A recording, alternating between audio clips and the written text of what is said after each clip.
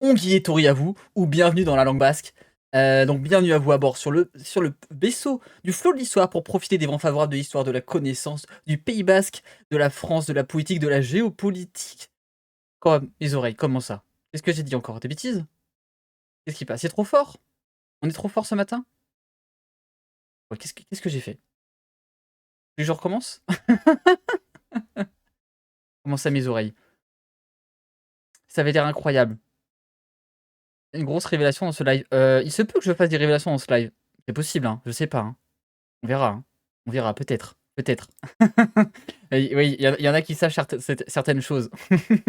Donc en tout cas les amis, bienvenue à bord du Flot d'Histoire, j'espère que vous avez passé une excellente journée et que vous passez une excellente semaine. Donc profitez des vents favorables, prenez une boisson chaude, une boisson froide, des trincons vents favorables, de la connaissance, de l'histoire, du partage du Pays basque, de la France, de l'Espagne, de la bienveillance de chacun et de chacune pour profiter du podcast et faire de grosses révélations dans ce live. Non, déjà, d'ailleurs, tu peux faire une première chose à Stragal, tu peux épingler un autre message, tu peux épingler celui-là.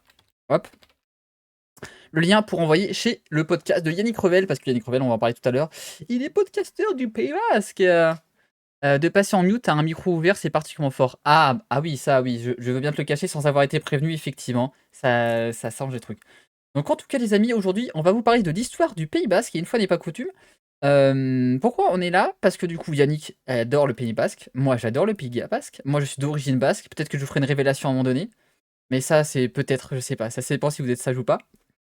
Parce que, voilà, il y a des choses qu'on ne dit pas en live d'habitude et que peut-être que je ferai durant ce live, pour si vous êtes, assez sage. Moi je sais, oui, il y en a certains qui savent. Il y a au moins je pense qu'il y a que 2 personnes, sur le live qui savent de quoi je veux parler. J'ai été choqué de l'apprendre. Tu as été choqué de l'apprendre? Ouais, je sais, ça surprend les gens. Nous sachons exactement, vous êtes les sacheurs. Donc aujourd'hui, on va faire un petit podcast du coup pour parler. C'est le retour d'ailleurs, on fête aussi avec Yannick, donc je remercie Yannick d'avoir accepté mon invitation. Parce qu'on fête le retour des épisodes podcast sur la chaîne. On lance la saison 3 aujourd'hui avec Yannick. Et du coup, vous avez maintenant un épisode par semaine qui va sortir de podcast. On a un invité par semaine. Donc vous aurez soit un invité. En plus, j'ai essayé de mixer cette année pour saison 3 un petit peu différente. Donc on va varier entre les invités podcast et les visites de lieux historiques. Donc il y aura des semaines, on aura une visite de lieu historique et des semaines, on aura du coup un invité podcast. Voilà, donc ça va être très sympa. On lance cette super saison 3. Et deuxième nouveauté, du coup, sur la chaîne pour lancer ça, c'est que maintenant, tous les samedis matins, vous aurez une vidéo sur la chaîne YouTube qui va sortir, les vidéos qui ont été réalisées avec les invités. Donc, tous les samedis matins, vous aurez une nouvelle vidéo, un nouvel invité qui va être reprogrammé. Et comme j'ai dit la dernière fois, on a aussi toutes les vidéos maintenant qui deviennent gratuites sur la chaîne Twitch. Donc, si vous n'avez pas eu le temps de regarder le live, vous pouvez regarder le live en replay dès la fin de l'émission sur la chaîne Twitch gratuitement. Et après, pour ceux qui veulent attendre YouTube, il faudra attendre un petit moment parce que il y a un léger décalage. Environ 2 mois entre la publication sur Twitch et la publication sur YouTube parce que j'ai pris un peu de retard entre la fin de la saison 2 et le début de la saison 3. Mais là, j'ai regardé la dernière vidéo de la saison 2 va sortir mi-mai. Voilà, donc il faut attendre mi-mai environ pour la sortie de notre invité avec Yannick. Qui est qui est réellement non mais peut-être que vous aurez. Peut-être que si vous êtes sage, on vous dira. Qu'est-ce que je voulais vous dire de plus? Oui, et ben non, sinon, avant de commencer avec Yannick, dites-moi d'ailleurs si vous êtes impatient d'aller découvrir Yannick ou pas. Je vous ai mis du coup le lien vers son podcast dans le chat, donc si vous voulez découvrir le podcast de Yannick, vous êtes libre à vous. Aujourd'hui, on va parler un petit peu de l'histoire du Pays basque, l'histoire un petit peu politique. Qu'est-ce qu'est le Pays basque? C'est un sujet que moi j'aime beaucoup. Pour l'occasion, j'ai même ressorti mes notes que j'avais fait dans mon master 1 sur l'histoire du Pays basque. Donc on fera peut-être des petites pérégrinations politiques sur l'histoire du Pays basque. Donc on me dit Yannick dans le chat. Alors peut-être qu'on va accueillir Yannick alors. Peut-être. Peut-être. Alors faisons ça, attention. Un, il me dit qu'il sait pas qui c'est. Moi non plus, je sais pas qui. Alors attention, on va faire ça. On va mettre le son on va mettre l'image. On va mettre le son de Yannick. Hop, et ben bienvenue. Ongi et Tori à toi sur le flot d'histoire, sur le pont du flot d'histoire, Yannick. Eh bien, Onghiettori Su, Onghiettori Deneri.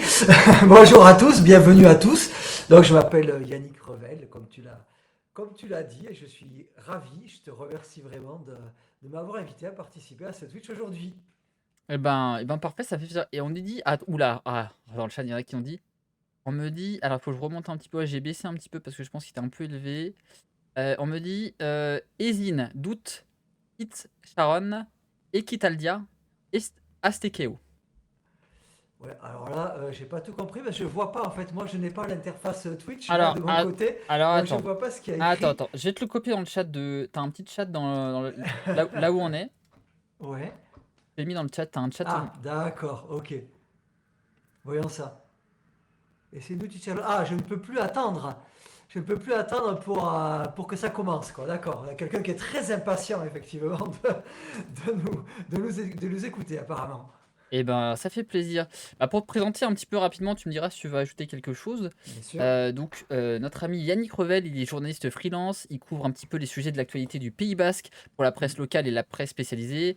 Il est fasciné notamment par l'histoire, par l'identité de peuple. Il anime également un podcast que j'avais mis le lien. Du coup, vous avez dans la description. Vous avez tapé la commande point d'exclamation Pays Basque sur le chat et vous avez le lien du podcast de Yannick Revel. Un podcast qui s'appelle La Lettre du Pays Basque où il vulgarise l'actualité et décrypte la culture, les traditions du pays basque qui est à cheval entre la France et l'Espagne, pour ceux qui ne connaissent pas. Voilà. C'est exactement ça. Donc, d'abord, ce que je vais quand même préciser, c'est que, comme tu l'as dit, je suis journaliste. Alors, je ne suis pas historien, je ne suis pas prof d'histoire ou ce genre de choses. Donc, je ne connais pas tout. Et voilà, je demanderai de l'indulgence s'il y a certaines questions pour lesquelles je n'ai pas de réponse, puisque je ne suis pas effectivement un spécialiste. Je n'ai pas écrit de thèse sur l'histoire du Pays Basque. Juste en tant que, bah, évidemment, ça fait un peu plus de 40 ans maintenant que que je suis ici au Pays Basque, parce que je suis basé à Bayonne, pardon, que je couvre l'actualité de ce pays. Donc, depuis maintenant une douzaine d'années que je suis journaliste freelance. Donc, je connais effectivement très très bien la région, mais je ne connais pas tout d'un point de vue historique et politique. Donc, il y a des choses pour lesquelles j'aurais peut-être pas de réponse. Je m'en excuse par avance. Et d'ailleurs, je t'ai posé, on a une deuxième question pour toi dans le chat que je t'ai Ouais. remis, du coup. Et en attendant, on te disait qu'il n'y a pas besoin d'être docteur en histoire pour valoriser le patrimoine, être passionné et rigoureux, c'est tout ce qui compte. D'accord. Oui, bah c'est vrai, c'est un peu ça. En effet, d'être passionné, d'essayer de toute façon, c'est la base même du métier de journaliste aussi, j'ai envie de dire, c'est qu'il faut être curieux, il faut avoir envie d'apprendre et sans arrêt d'être dans cette quête de connaissances. Donc finalement, ça, ce sont des choses qui se rejoignent. Et après, avoir aussi, comme toi, Romain, moi, c'est mon rôle en tant que journaliste, l'envie de partager et de passer l'information et la connaissance.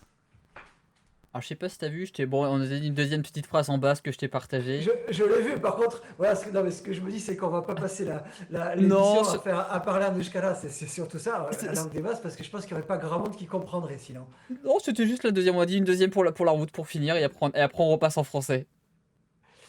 Alors, Esda Sukushte Dusuna, alors ce n'est pas la vie que tu as, donc je ne comprends pas trop d'ailleurs ce qu'il veut dire, cette personne. Ushte, c'est la vie, Dusuna, que tu as. Ce n'est pas la vie que tu as. C'est ça que je comprends. Donc, Oui. je ne sais pas si. Et du coup, tu parles le basque couramment aussi. C'est vrai que je t'avais pas posé la question. Je parle pas basque couramment, je le comprends bien. Par contre, je ne le pratique pas suffisamment. Donc, effectivement, comme toutes les langues, quand on ne les pratique pas, je vais avoir du mal à m'exprimer. Par contre, je comprends assez bien. Je comprends assez bien. Comment dire, ici, c'est vrai que tout le monde n'est pas bascophone quand même, il ne faut pas se le cacher. Certes, il y a cette langue séculaire qui existe, mais dans la rue, tu ne vas pas l'entendre H24, le basque. Et en plus, c'est vrai que tu as toujours la facilité, entre guillemets, de te reporter sur une autre langue, donc soit le français, soit le castillan si tu es hispanophone. Donc finalement, alors que le basque va te demander un effort supplémentaire quand ce n'est pas ta langue native, parce que c'est pas du tout la même construction de phrase que le français. Donc c'est vrai qu'intellectuellement, c'est quand même un peu plus exigeant, on va dire. Et d'ailleurs, bah, c'est bien parce qu'on introduit un petit peu sur le début que je voulais lancer. C'est Ouais, que le basque a une spécifique, en fait, on appelle ça le skara, la langue basque, qui Euskara, n'est ouais. pas une langue indo-européenne, c'est pas une langue qui Mm. vient du slave, c'est pas une langue germanique, c'est pas une langue Ouais. latine. C'est une langue assez spéciale. Je sais pas, est-ce que toi, tu as ton avis, tu as des hypothèses sur cette origine de cette langue un peu spécifique? Alors mes hypothèses à moi, non, moi j'en ai pas. En revanche, effectivement, ce que l'on sait déjà de façon sûre et certaine, c'est que c'est une langue, comme tu l'as très bien dit, pré-indo-européenne. Alors pourquoi on dit ça? Ça c'est très important parce que aujourd'hui, tout ce qui se parle, quasiment tout ce qui se parle sur le continent européen, ce sont des langues indo-européennes qui sont issues d'un grand brassage qu'il y a eu à l'âge de bronze. Tu me coupes là si bien Hmm. sûr si je dis des bêtises, mais grosso modo, à l'âge de bronze, on est en moins 2000 avant Jésus-Christ. Il y a tous des peuples d'Europe centrale, d'Europe de l'Est qui viennent migrer vers l'Europe de l'Ouest et qui importent ces langues dites indo-européennes. Et donc c'est de là, aujourd'hui, mais quand on parle français, espagnol, portugais, tout ce qu'on veut, on est dans des langues indo-européennes. Il y a quelques... Alors avant ça, il existait plein de langues pré-indo-européennes, dont le basque. La plupart ont disparu, et il en reste, à ma connaissance, il en reste trois aujourd'hui à peu près, la langue basque. Il reste la langue Sam, je crois, tout en haut de la Scandinavie, c'est la langue que parlent les Lapons, en fait, les Inuits de Finlande. Et après, on va avoir aussi les langues du Caucase, de Tchétchène, par exemple, de Tchétchénie, qui sont aussi des langues pré-indo-européennes. Donc, c'est les seuls coins qui sont en fait aux extrémités un peu quoi, du continent. Les seuls coins qui ont résisté à ces langues et qui ont maintenu leur propre langue pré-indo-européenne. Et pour ajouter un petit peu là-dessus, tu as tout fait raison, c'est une des rares langues pré-indo-européennes et on a deux spécialistes de politologues et historiens qui sont Duvert et Cavalli Sforza qui ont théorisé là-dessus. Ils disaient que justement le basque, l'euskara est une langue qui est unique au monde pour la simple et bonne raison que c'est une langue qui est, tu l'as dit, qui est pré-indo-européenne et qu'ils ont même allé jusqu'à loin. C'est que du coup cette spécificité en fait fait que c'est une des rares langues qui serait une des descendantes en fait de Cro-Magnon parce que ces gens qui étaient en fait des chasseurs-cueilleurs et qu'ils auraient même en fait dans leur sang un sang spécifique. Ils ont Ouais, fait des ouais. études. Je sais pas si toi, tu veux en parler, tu en as entendu un petit peu parler de Bien cet sûr, aspect. bien sûr, ça fait partie des spécificités. Il y en a plein au Pays Basque, mais celle-là, on va dire que la plus grande spécificité du Pays Basque, c'est évidemment sa langue, par le fait qu'elle soit pré-indo-européenne et par le fait qu'elle soit un mystère, puisque personne n'a réussi à résoudre véritablement l'origine de cette langue.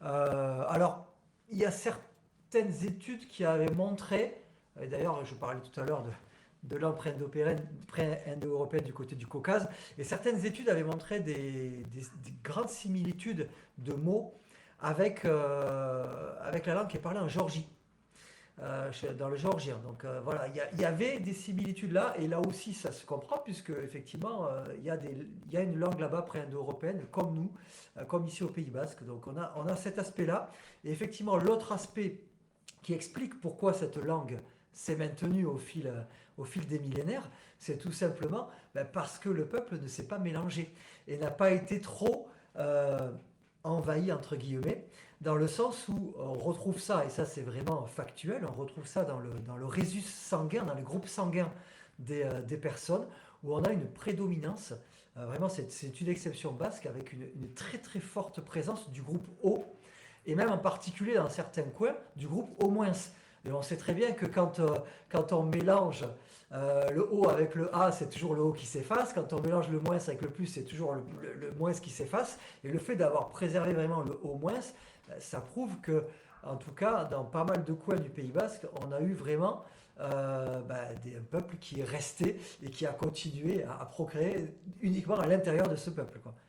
C'est ça, ils disaient même aller plus loin, c'est que les études montrent, par exemple, une si tu parlais on a parlait en fait du groupe sanguin. Donc Ouais. il parlait même qu'il y avait un type basque, le TP ou le C'est type ça. pyrénéen occidental. Mhm. Il faut savoir qu'en Europe, le RH, le groupe sanguin O et le RH négatif, c'est environ 16% de la population. Et Mhm. dans des études qui ont été faites notamment par Duvert, il s'est avéré qu'il y avait 30% au Pays Basque. Ouais, Et il y a deux deux fois fois plus. plus. Et c'est incroyable. Et comme tu l'as dit, ça s'explique en fait par le fait que pendant la romanisation, bah, les Basques sont restés dans les montagnes. Ils sont restés Ouais. un petit peu entre eux et ils sont pas euh, mixés en fait avec les populations romaines. Et ils ont eu une évolution un petit peu différente par rapport à leur langue, à leur culture et vers forcément à leur groupe sanguin parce qu'ils sont restés entre eux. Il n'y a pas eu cette mixité avec le reste de l'Europe. Et ça, c'est ça qui fait un petit peu cette particularité des Basques et que certains ils décrivent un petit peu comme les descendants, les derniers peuples en fait descendants des peuples chasseurs-cueilleurs, des hommes de Ouais. Cro-Magnon. Mhm. C'est exactement ça, et comme tu dis, alors c'est une moyenne de 30%, mais il y a des coins où c'est même plus, quoi, Oui, hein. Quand on est justement, plus on va à l'intérieur, plus on va vers les montagnes, on a un pourcentage qui est certainement plus élevé. Je n'ai pas les chiffres en tête, mais je crois qu'il y a certains villages où c'est du 60-70%, hein. c'est ça, hein. Ben, et c'est ça parce qu'ils disent que c'est les derniers en fait représentants de la période mésolithique.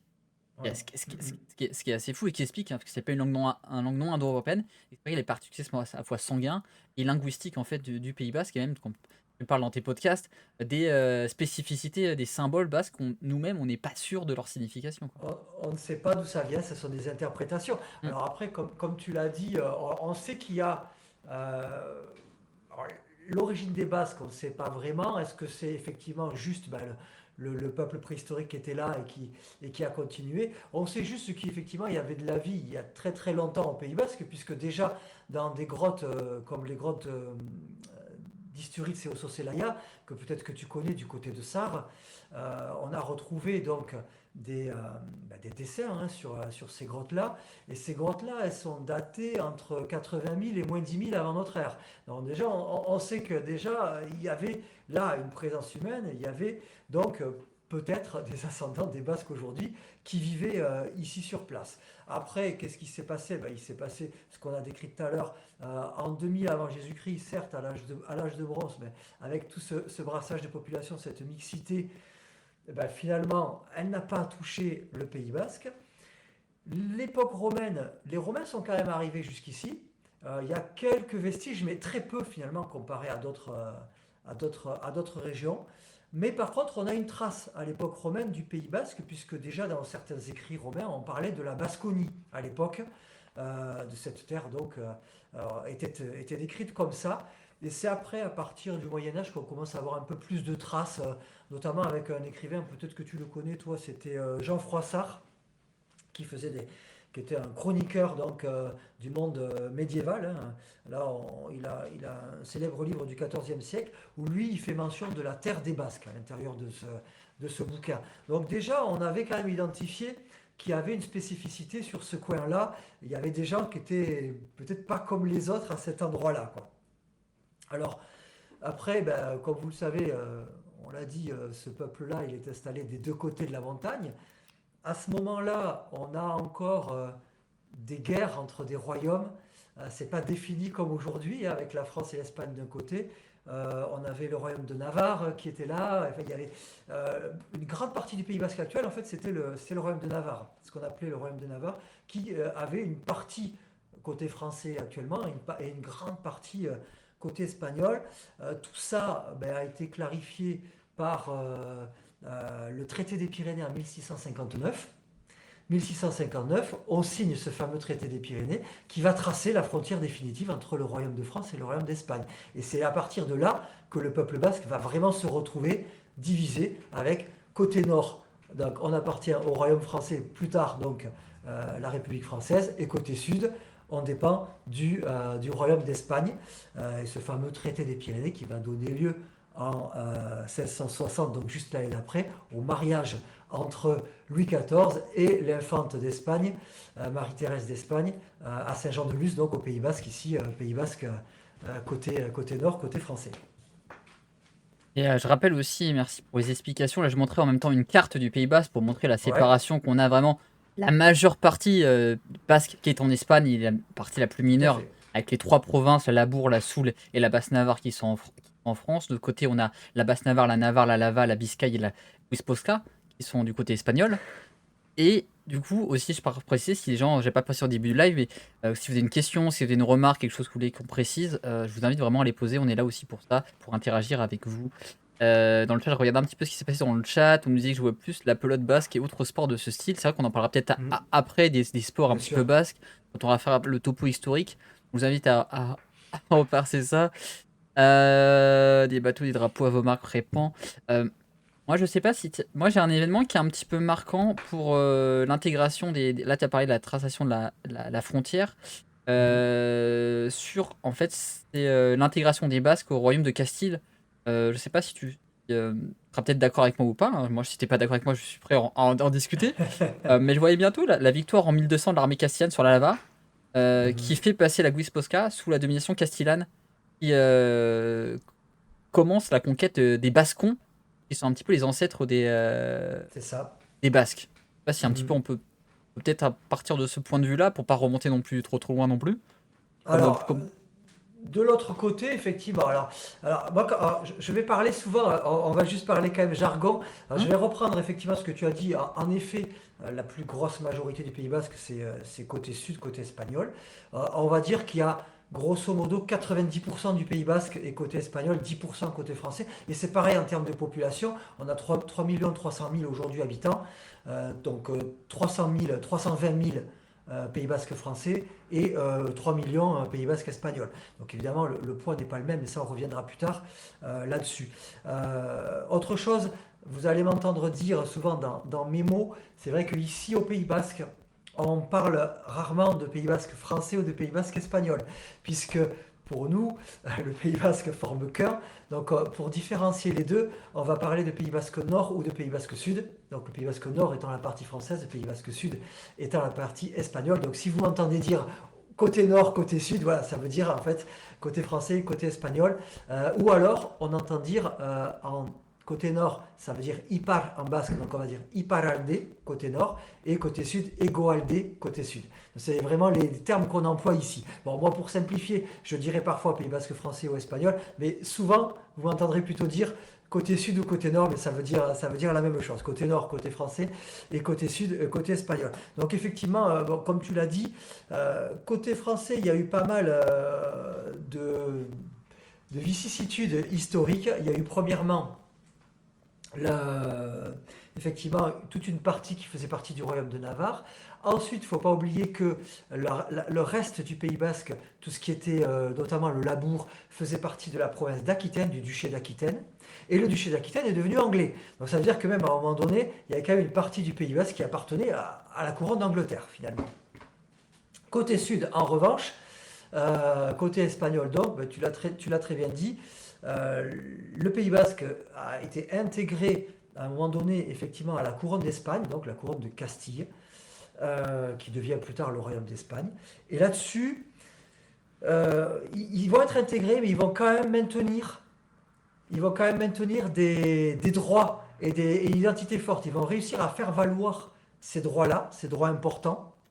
Et c'est ce qu'on va appeler, c'est là que tu voulais en venir, j'imagine, les fameux forts, les fueros d'Espagne, qui vont quand même déroger et donner une certaine autonomie à ces peuples. Ça veut dire que même le roi va reconnaître que quand même ces peuples ont une identité spéciale et donc on va leur arroger un peu plus de droits qu'aux autres citoyens espagnols.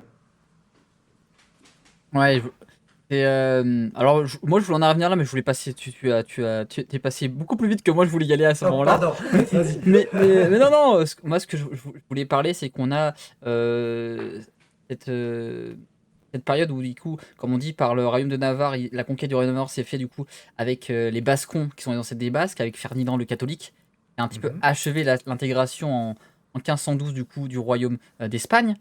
Et en fait, ce qui s'est passé, c'est que ces éléments sont un petit peu précurseurs des problèmes du Pays Basque, avec notamment les deux guerres carlistes, Mhm. 1833, 1839 Là, plus tard, ouais. et Mhm. 72-76, qui Mhm. sont survenus à la fin de Fernando VII du coup, pour la succession de son trône, et qui se sont conclus par la défaite des Basques.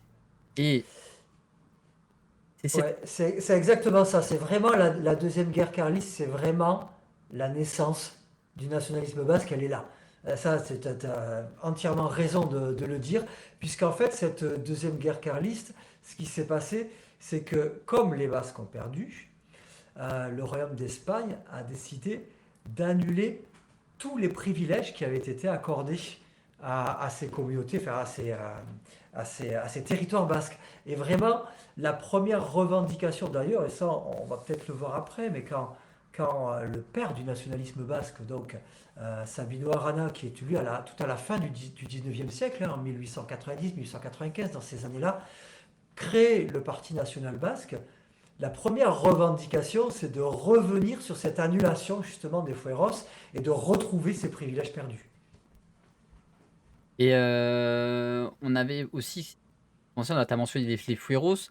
Pourquoi cette deuxième guerre carliste marque un changement? C'est comme tu l'as si bien dit, c'est que Ça donnait une certaine particularité. En fait, il faut voir le système basque aussi, qui est pas du tout comme le système français. Pour faire un raccourci vraiment très simpliste, je dirais que ça se rapproche plus du système américain, une sorte État fédéral, où on a vraiment une certaine autonomie avec des prérogatives qui sont indues à l'État fédéral et d'autres aux communautés autonomes qui représentent en fait les États comme la Catalogne, comme le Pays basque, ou comme d'autres, la Castille, etc. Et ce qui s'est passé, c'est que ces fueros, en fait, c'était un petit peu le symbole du particularisme basque, comme c'était le symbole des particularismes en fait d'autres États.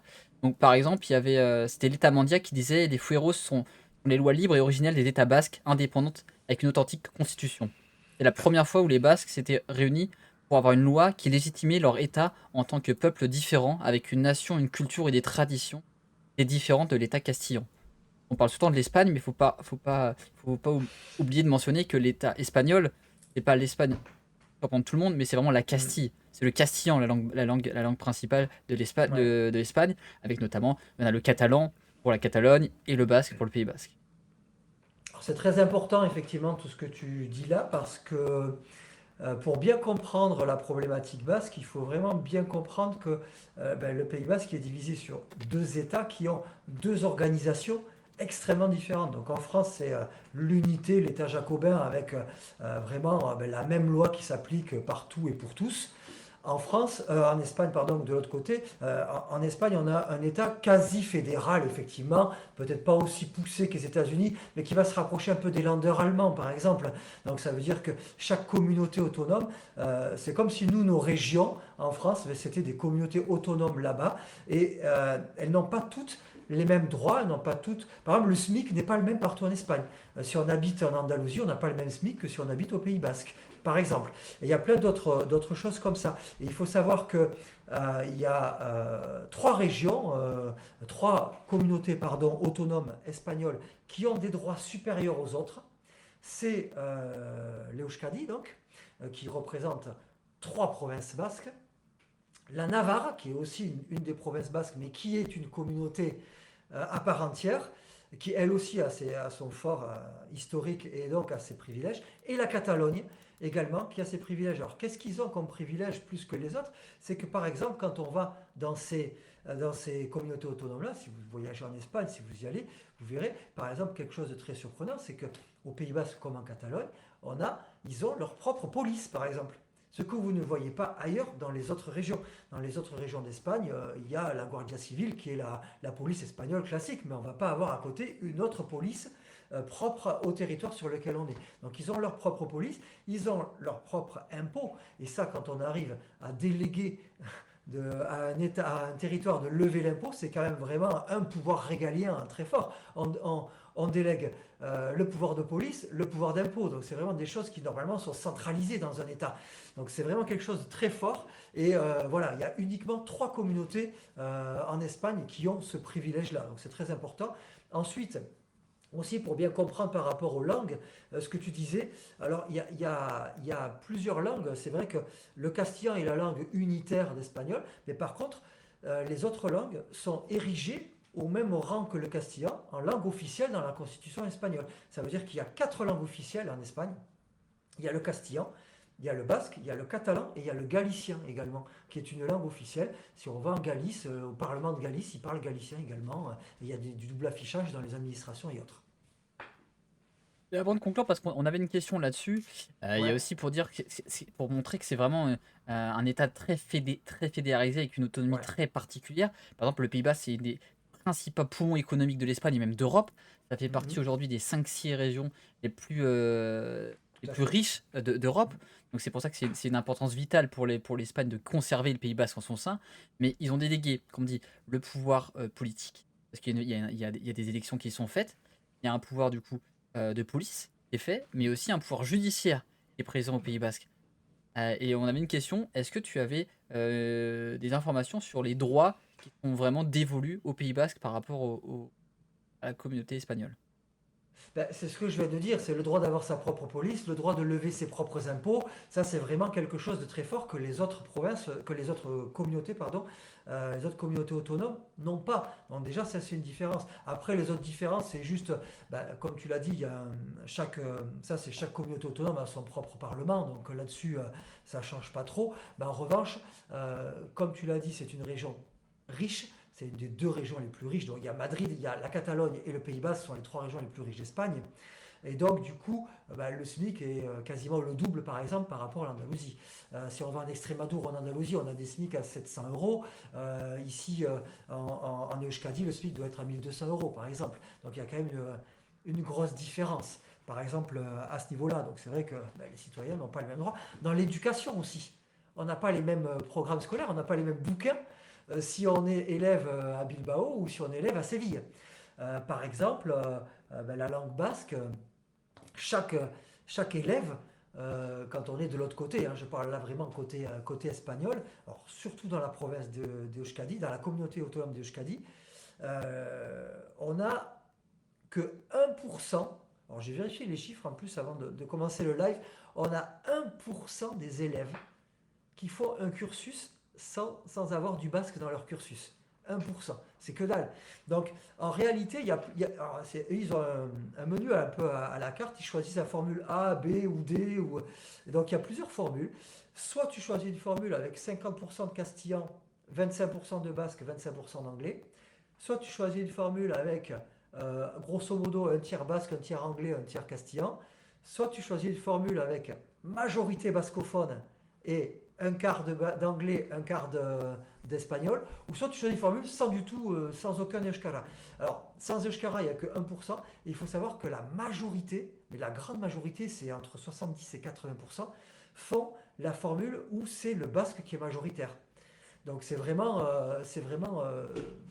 très important, et ce qui explique d'ailleurs quand on va de l'autre côté, ben, presque tout le monde sait parler Euskara, quoi. Contrairement à chez nous, où comme évidemment, comme ça n'est pas obligatoire, c'est vraiment une démarche volontaire de la part des élèves. Alors aujourd'hui, depuis 20 ans, ça a repris, mais avant, ça s'était complètement cassé. Donc effectivement, on a beaucoup moins de locuteurs bascophones ici, côté nord, quoi.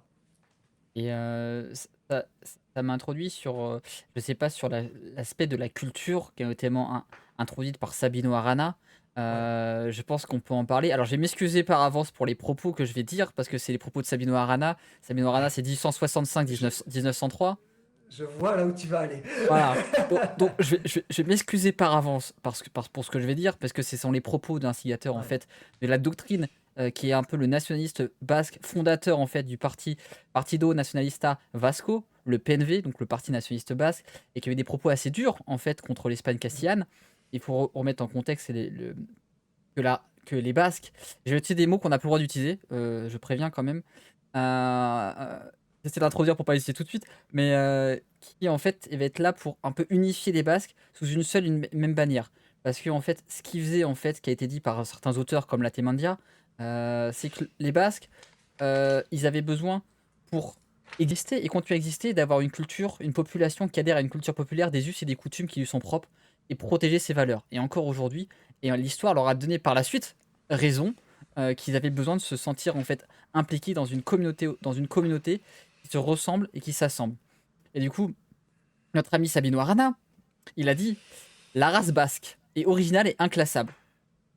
Et deuxième chose, il a dit les Basques se diffèrent ainsi des Espagnols. Les Basques possèdent pour lui les vertus et les Espagnols les vices. Il ne sera pas à déclarer l'Espagne ou la Maquetania, qui est le principal ennemi de la race basque. C'est l'immigration maqueta qui pénètre dans le pays et en corrompt les mœurs. Et ça, c'est des phrases directes de Sabino Arana pour déclarer en fait que les Basques étaient différents et avaient besoin de s'unir pour se protéger. Ouais. Oui, alors bien sûr, quand on lit ça avec nos lunettes de Ouais. 2024, c'est effrayant, évidemment. Bon, alors Sabino Arana est le père du nationalisme basque. C'est lui qui a théorisé énormément de choses, Mm. qui a créé le drapeau basque, notamment l'Ikurriña, qui a théorisé donc cette volonté d'identité et d'unification, qui est symbolisée par la devise Saspiak Bat, les sept font un. Donc ça, c'est vraiment la devise du Pays basque.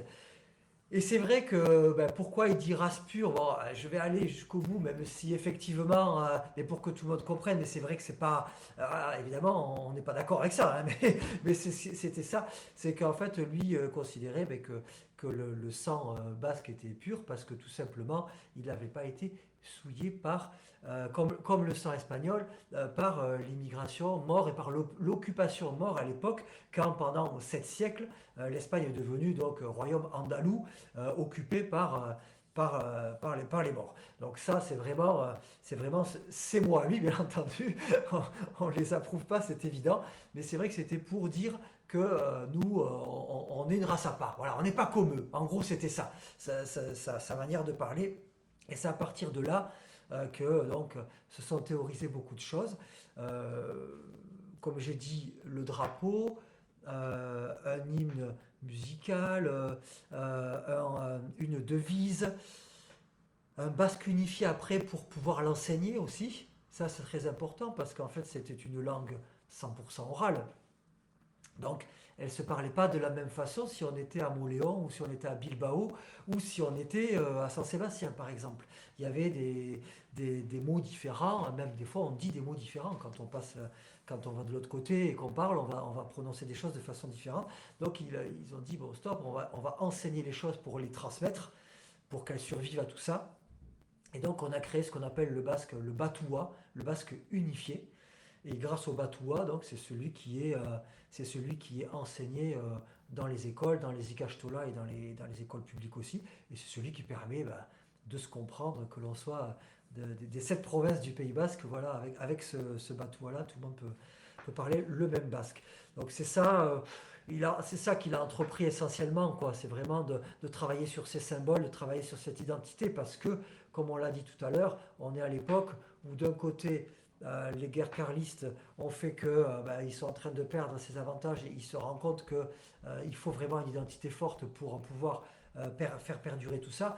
Et côté nord, côté français, on a aussi cette république très jacobine qui veut écraser les particularismes. Alors aussi, ce qui est très important dans l'histoire de Sabino Arana, qu'il faut vraiment déclarer, qu'il faut vraiment dire et souligner maintenant, c'est que justement, il est marqué par ces guerres carlistes parce que sa famille était réfugiée des guerres carlistes.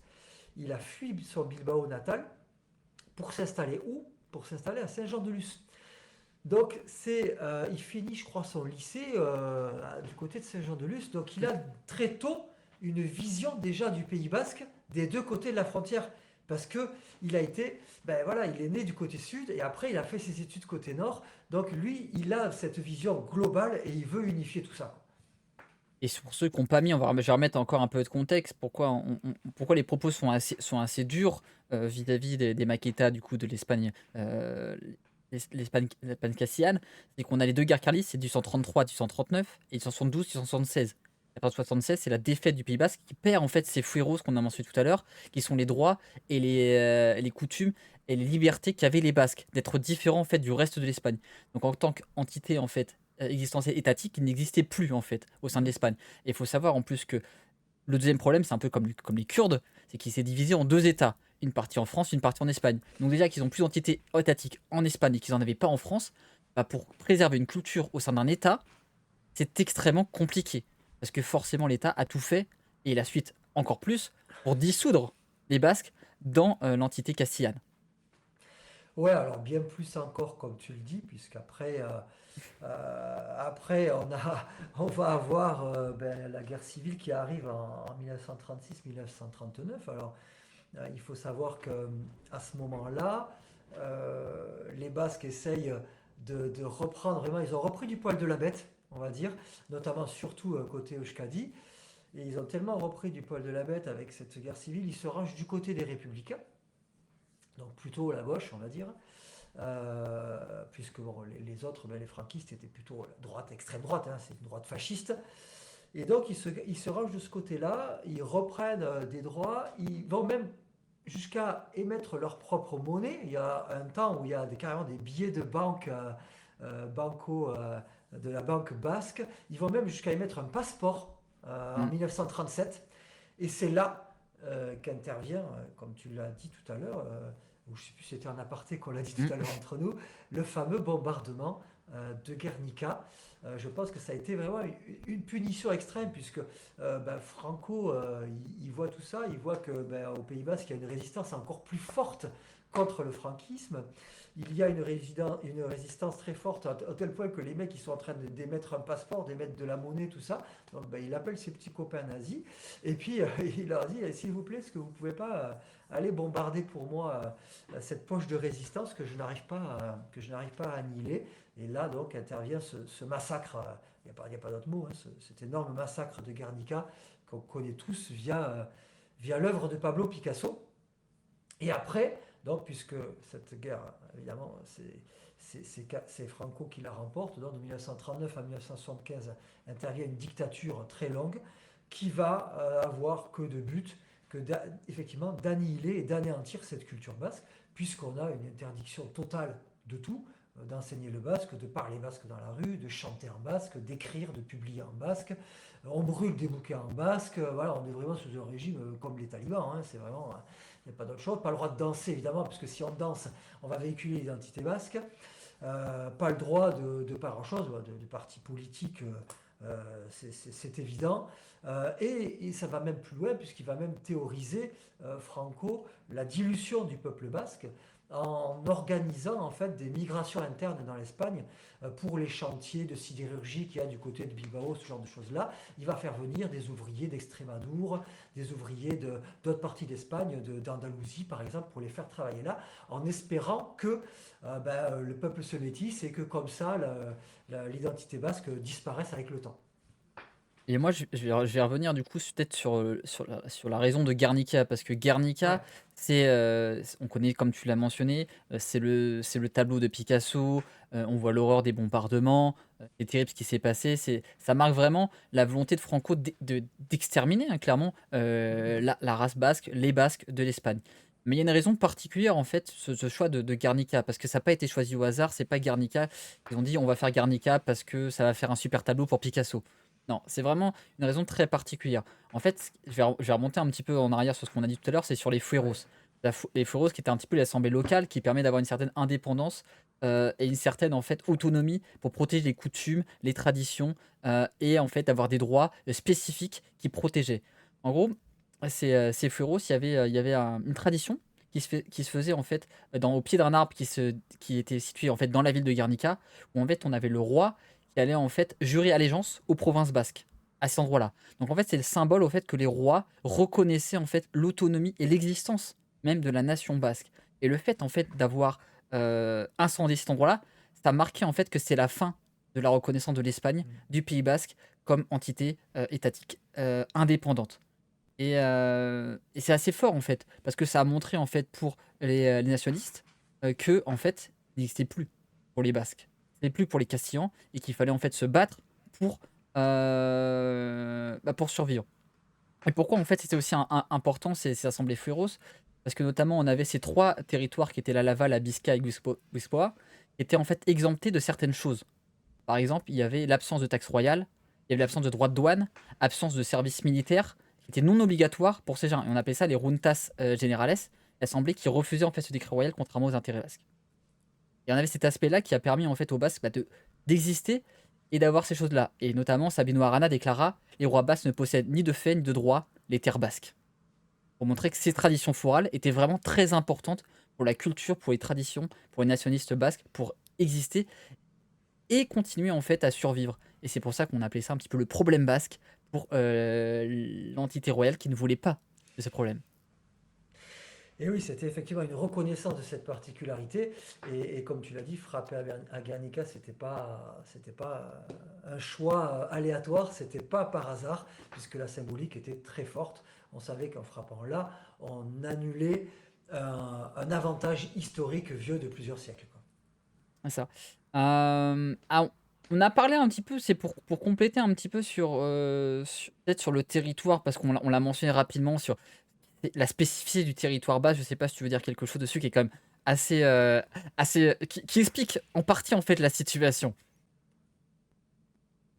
Pardon, j'ai pas compris la En- question là, ouais, excuse-moi. en fait, je parlais du partage du territoire basse, Oui, à des compositions oui, entre ces différents territoires, la France, l'Espagne, ouais, etc., qui est quand même très ouais. spécifique et qui explique en fait les problématiques en fait de la reconnaissance pour les Basques d'avoir une entité à eux. Bah évidemment, alors aujourd'hui ça paraît quelque chose d'assez impossible parce que, alors autant on va avoir une reconnaissance beaucoup plus facile quand le seul territoire est inclus dans un seul État. Alors c'est un peu d'ailleurs aujourd'hui ce qui se passe un petit peu avec la Corse. Alors, je ne sais pas s'ils ne veulent pas aller forcément vers l'indépendance, mais en tous les cas ils ont une reconnaissance d'autonomie, ils ont de plus en plus de droits qui leur est accordé. Mais bon, c'est assez simple puisque 100% de la Corse est en France. Donc il n'y a pas trop de soucis. On négocie avec un seul interlocuteur. Donc il n'y a pas de problème. Nous, c'est vrai qu'il y a 10% côté français, 90% côté espagnol. Donc déjà, tu dois négocier avec plusieurs interlocuteurs qui ont des visions différentes de la chose. Donc c'est vrai que c'est ça qui complique considérablement. Et d'autant plus que, alors, côté français, on va dire que le Pays Basque, pendant longtemps, il a représenté les peanuts, quoi. C'était rien, c'est un petit bout là-bas, à l'extrême sud-ouest. Il n'y avait rien. On en parle maintenant depuis 10 ans parce que c'est devenu destination à la mode touristique. Tous les Parisiens viennent acheter leur résidence secondaire ici. Mais jusqu'aux années 90, grosso modo, moi qui ai grandi ici, Mm. tout le monde se barrait, quoi. Tout le monde partait parce qu'il n'y a pas de boulot, il n'y a pas d'industrie, il n'y avait pas grand-chose, quoi, hein. Les gens partaient d'ici. Alors certes, on avait la plage, mais bon, ça ne faisait pas vivre tout le monde. Donc, euh, donc on s'en allait. Il y avait aussi, on était marqué du fer rouge par quand même les années terroristes, hein. Je pense qu'on en parlera quand même tout à l'heure de ce passé qui n'est pas si loin que ça et que même moi, j'ai un petit peu vécu quand j'étais gosse, même si j'étais gosse, je captais pas tout, mais en tout cas, je savais qu'il se passait des trucs pas très logiques par ici. Et c'est vrai que, bon, côté français, voilà, c'était un problème, mais pas vraiment de toute façon. Voilà, on est sur cette identité de la République seule, unique. Quand on voit déjà la difficulté que ça a été pour donner son indépendance à l'Algérie, qui était quand même une colonie, mais comme elle était un département, elle faisait partie de la France, ça a été, bon, voilà, toute une histoire. On sait sur quoi ça a débouché, sur une guerre horrible. Alors, t'imagines là, sur un territoire qui est carrément dans l'Hexagone, bon, pour l'enlever de la République française, donc le premier article de la Constitution, c'est la République française est une et indivisible. Donc, c'est compliqué d'enlever une partie du territoire. Côté, côté espagnol, alors encore plus difficile, puisque comme on l'a soulevé tout à l'heure, c'est quand même une région qui produit un maximum de richesses. Donc tout simplement, si tu t'enlèves le Pays Basque et la Catalogne, puisque aussi c'était ça, si tu l'accordais à l'un, ben, tu ne pouvais pas ne pas l'accorder à l'autre, et ben, tu t'accordais les deux régions les plus riches du pays. Donc c'était fini quoi. Pour l'Espagne, après, il restait plus grand-chose, quoi, hein, tout simplement. Et, ça. Et sur le problème espagnol, moi je vais préciser un petit peu pour comprendre un petit peu le problème du Pays Basque, c'est Ouais, qu'on a parlé de la communauté basque, on a la communauté espagnole, mais il faut voir que aussi le territoire basque, il appartient aussi à la communauté française. Donc en fait, ouais, il est divisé en trois États, trois entités. Et c'est ça tout à un fait. énorme problème. Si on prend le Pays Basque, je vais prendre juste les grandes lignes récentes en fait du Pays Basque français, par exemple. Mm. On a le Pays Basque qui est intégré du coup, à la base Pyrénées et aux Pyrénées-Atlantiques, donc département Mhm. 64. Après en 1790, ça a été intégré du coup avec le Béarn. Et ce passage-là a eu deux conséquences majeures, c'est que ça abolit la monarchie navarraise et ça aussi abolit les coutumes locales, où il y a une persécution des coutumes locales qui a été faite en France. Parce qu'il y a un décret en 1803, par exemple, comme tu l'as mentionné dans ton dernier podcast sur Napoléon, qui du coup a aboli en fait le fait d'avoir des prénoms Ouais. basques. On était obligé d'avoir des prénoms qui étaient en calendrier et des prénoms historiques. Ouais, alors c'était pas des prénoms basques, hein, c'était tout simplement tous les prénoms qui n'étaient Voilà. pas dans le calendrier, qui n'étaient pas français, quoi. Voilà. Voilà, c'était même un prénom breton, on pouvait pas donner, par exemple, si on était en Bretagne. Mais du coup, on avait cet aspect où on a encore une fois une dilution en fait du basque dans la culture locale. Ouais. Et on prend l'autre côté, il y a aussi les mêmes problématiques parce qu'on a la communauté autonome basque, mais qui du coup qui veut récupérer en fait le territoire de la Navarre, qui est du coup le Ouais. territoire ancestral des Bascons, qui sont les Mhm. ancêtres des Basques, mais comme tu l'as mentionné, la Navarre a sa propre communauté autonome, qui pourrait être Ouais. la septième province, mais qui ne veut pas forcément intégrer. Les Pays Vasco. Et c'est ça. Donc il y a grosso modo, on va dire, trois entités juridiques aujourd'hui en dehors des États, hein, je ne parle pas des États. Côté français, alors, il y a certes le département Pyrénées-Atlantiques, mais aujourd'hui on a quand même la reconnaissance du Pays Basque Nord au travers de notre agglomération, communauté d'agglomération Pays Basque, qui est la plus grande de France en nombre de communes fédérées, puisqu'elle regroupe 158 communes. Donc aujourd'hui, ces 158 communes du Pays Basque forment les 320 000 habitants du Pays Basque côté français, côté nord. Donc nous, on est tous sous cette communauté d'agglomération. Alors c'est quand même vachement important parce que un temps, je me souviens, ouais, c'était dans les années 90 peut-être, il y avait pas mal de gens au début des années 2000 qui militaient pour qu'on sorte du département 64. Il y avait des autocollants qui circulaient ici où il y avait 64 rayés comme ça pour dire ouais nous non on n'est pas comme les Béarnais, nous on est le Pays Basque ici, on veut pas être dans le département Pyrénées-Atlantiques, on veut un département pour nous, pour le Pays Basque. Bon, je trouvais ça un peu une connerie de vouloir créer un département parce qu'on sait que c'est pas l'échelon administratif le plus important aujourd'hui. Enfin, en tous les cas, dans l'avenir, on savait que ça allait être soit les agglos, soit la région, mais que le département entre les deux, c'est un peu un échelon un peu bâtard, quoi, qui sert un peu, mais pas à grand chose. Il faut pas se leurrer. Donc finalement, heureusement, grâce au renforcement des agglomérations et des aires urbaines, on est arrivé à cette création-là. Donc il y a quand même une reconnaissance du Pays Basque côté français malgré tout, puisque toutes les communes du Pays Basque sont regroupées sous la même collectivité locale. Et ensuite, donc, on a la collectivité locale, la communauté d'Euskadi qui regroupe trois provinces côté espagnol, Guipuscoa, Biscaya et Álava. Et ensuite, on a la province de Navarre qui elle a sa propre communauté. Et là aussi, c'est problématique parce que même quand tu vas te promener en Navarre, eh ben, tout le monde ne va pas te dire qu'il est basque. Il y a des gars qui vont te dire ouais moi je suis basque, qui vont afficher l'icolénia, et il y en a d'autres pas du tout. Et même d'ailleurs ça a été d'ailleurs assez sanglant hein, pendant la guerre d'Espagne, puisqu'il y avait quand même beaucoup, la Navarre était quand même essentiellement un territoire qui supportait le franquisme. Ouais, et il faut savoir qu'ils ont choisi eux-mêmes en fait d'avoir leur propre communauté en 1982, Ouais, d'avoir leur ouais, propre communauté autonome et se détacher en fait ouais, du Pays Basque. Et bien qu'aujourd'hui, sûr.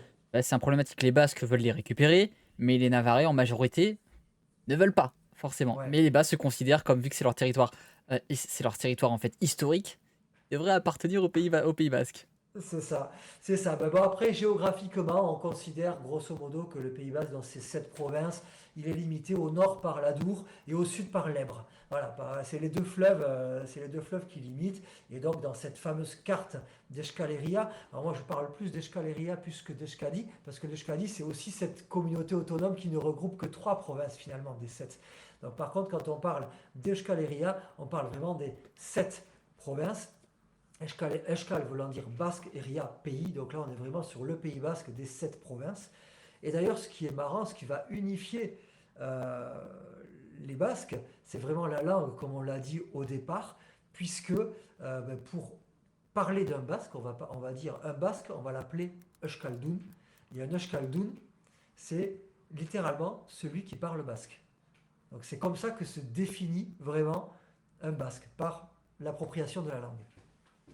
Alors j'en profitais pour montrer quelque chose qui n'a pas rapport forcément à ça, mais on parlait des partidas basques, je parlais de l'eusco, qui est du Ouais, coup Yoshko. l'eusco qui a été Ouais, lancé en 2013, qui est la monnaie la ouais, plus importante d'Europe, monnaie locale la plus vaste. Il y a plusieurs, moi je m'étais arrêté, c'était 1 million, donc je sais qu'il y a plusieurs ouais, millions maintenant qui sont en ouais. circulation, et surtout que on parlait, c'est un eusco égale 1 euro, ils ont voulu faire simple, donc on s'embête Ouais. pas. Alors, ouais, j'en ai quelques-uns d'ailleurs dans mon porte-monnaie. Des Eushko, alors c'est effectivement une monnaie locale. Je sais, 2013, t'as dit qu'elle a été créée, c'est ça? Ah ouais, lancé en 2013. Ouais, ouais, je me souvenais plus la date. Je sais qu'il y a à peu près deux ans de ça, effectivement, ils ont dépassé le million. Mm. Alors aujourd'hui, allègrement même. Pourquoi? Parce que alors l'Eushko n'est valable que ici, hein, côté Pays Basque français, côté Pays Basque Nord. Donc, pour simplifier, 1 euro, un eusko, comme ça, c'est très simple. C'est surtout que ça favorise l'économie circulaire, en fait. C'est surtout ça l'intérêt de ces monnaies locales. Il y en a d'autres, hein. Il y a l'abeille dans le Tarn-et-Garonne, et je sais qui marche bien. Ils avaient essayé de lancer les violettes du côté de Toulouse aussi. Enfin, il y a plusieurs comme ça régions qui lancent des monnaies locales. L'intérêt, c'est que voilà, que l'argent qui est 1 euro dépensé sur place va rester sur place et va circuler tout le temps sur place. C'est ça l'intérêt, c'est que bah, tu peux pas planquer tes euskos dans un paradis fiscal, aussi le Caïman ou je sais pas où, quoi, tout simplement. Donc c'est vraiment ça, c'est que c'est une monnaie qui reste dans la philosophie de ce que doit être une monnaie, tout simplement, un argent, un actif fluide et qui bénéficie au territoire local. Alors, pourquoi elle s'est vraiment démultipliée ces 2 dernières années? Parce que bah, au départ, il y avait ces petits billets papier, c'est rigolo hein, de dépenser des billets papier. Mais après, ils ont développé une carte aussi. Donc, ce qui fait que tu peux payer en eusko avec une carte bancaire, mais aussi des virements en eusko qui se pratiquent. Et surtout, très vite, les communautés, les collectivités locales ici ont adopté l'Ushko. Ça a été le cas notamment, la ville de Bayonne a été précurseur assez vite. Et je crois même maintenant qu'au niveau de la communauté d'agglomération, donc ils payent en Ushko. Ça veut dire que tu as des salaires qui sont payés en Ushko, tu as des prestataires qui sont payés en Ushko. Donc ce qui fait que de suite, bah, le volume, il est devenu énorme. Puisque bon, quand tu as une ville comme Bayonne qui commence à payer des marchés publics comme ça en Eusko, c'est plus du tout le même montant de transaction. Là, on n'est plus à 1 euro le café, quoi. C'est des montants beaucoup plus importants. Voilà. Et pour conclure, là, je vous montrais les chiffres. Là, j'étais en train de voir. Il y a 4 millions aujourd'hui de Ouais, SCO en circulation. ça m'étonne pas. Et Ça m'étonne pas. et Ouais. c'est assez dingue, hein. Euh, ok, alors sans aucune transition, j'ai envie de revenir un petit peu sur, pour introduire avant de passer à la partie un petit peu sur le nationalisme, parce que c'est important, dire un Ouais. petit peu sur le pourquoi en fait ce nationalisme il a existé, notamment bah, comment Sabino Arana est devenu un des plus fervents défenseurs de cette question basque. Mhm. Je sais pas si tu as des éléments, sinon bah, j'en ai quelques-uns qui montrent, bah, le pourquoi ça a pris racine, on va dire, ce nationalisme basque. Non, alors ça, je connais pas effectivement cette partie-là. Pourquoi Sabino Arana? Alors je sais juste ce que j'ai dit, qu'il est originaire de Bilbao, qu'il est venu ici à Saint-Jean-de-Luz, donc déjà qu'il avait cette vision d'un Pays Basque unifié, comme je l'ai dit aussi tout à l'heure, effectivement, il y avait un peu, ben, il avait les boules par rapport à ses défaites carlistes et donc à ses défaites des avantages basques. Après, est-ce qu'il avait d'autres prédispositions? Ça, je ne les connais pas, donc j'ai hâte de les connaître. Oui, bah, en fait, ce qui va se passer à la suite des défaites carlistes, le Pays basque est vaincu. Donc, il y a des Oui, accords qui sont signés et il y a cette volonté en fait de diluer un petit peu le Pays basque. Donc, un petit peu qui va se faire, la même chose qui va se faire après sous Franco, c'est qu'on va avoir une immigration, donc les Maquetas qui vont du coup être oui. arrivés, qui vont arriver au Pays basque. Et en fait, à ce moment-là, bah, Sabino Arana va voir en fait ça comme un danger en fait pour lui, un danger pour la protection en fait des valeurs, des traditions et de la culture basque. Il va même voir ce Pays basque en fait, il va même déclarer que ce Pays basque devait se protéger des influences espagnole et française pour ne pas disparaître. Donc il y Mhm. a une notion très forte et de cette volonté en fait de rester vivant. Parce qu'ils voient vraiment ça comme un danger mortel, cette intervention de l'Espagne qui leur prive à la fois des droits qu'ils ont, donc de leurs privilèges, encore une fois, il y a la service militaire qui n'était plus obligatoire qui apparaît, on a du coup les taxes qui reviennent, on a les droits de douane qui reviennent, et en plus on a la négation de la différence de la culture basque. Et ça va devenir extrêmement dangereux. Il va même déclarer en fait que la France est le pays d'Europe qui est peut-être celui qui réserve le pire traitement aux langues et aux cultures dites régionales. Elle ignore tout simplement après les avoir férocement combattues. Ouais, effectivement. Ouais, ça c'est là pour la peine, il a totalement raison, hein, puisque c'est vraiment ce qui s'est passé. Ça a été la politique jacobine française mais différente par rapport à côté espagnol, où là-bas, on avait une dictature, voilà, c'était des talibans, les mecs, qui brûlaient tout. Alors, en France, ça a été plus sournois. Et encore une fois, ça n'est pas propre au Pays Basque, là, par contre, Non. hein. C'est vraiment partout, toutes les langues locales, les patois. Il s'agissait d'unifier le breton, le corse, tout le monde va te raconter un peu la même chose, l'alsacien. C'est un peu la même chose qui s'est passé, mais plus dans dans une optique d'évolution, de pédagogie, d'éducation. Voilà. On disait aux parents, bon, voilà, il faut que vos enfants ils parlent français, quoi. Il faut arrêter de parler basque ou breton ou je ne sais quoi, parce que bon, voilà, s'ils continuent à parler basque, bon, bah, ça reste des bouseux, quoi, des cutéreux, en gros. Et s'ils veulent évoluer dans la vie, si vous voulez que votre enfant il travaille à la vie, il a un avenir, ceci, cela, il faut qu'il parle le français. Et c'est un peu comme ça. Et même, il faut que vous arrêtiez de le parler à la maison. C'est aussi comme ça que ça s'est brisé, finalement, la culture. Il y a vraiment une génération ici, la génération des gens qui ont 50, 60 ans, dans cette génération-là, entre 50 et 70 ans, il y a beaucoup de gens qui ne parlent pas du tout le basque. Leurs parents le parlaient, Hmm.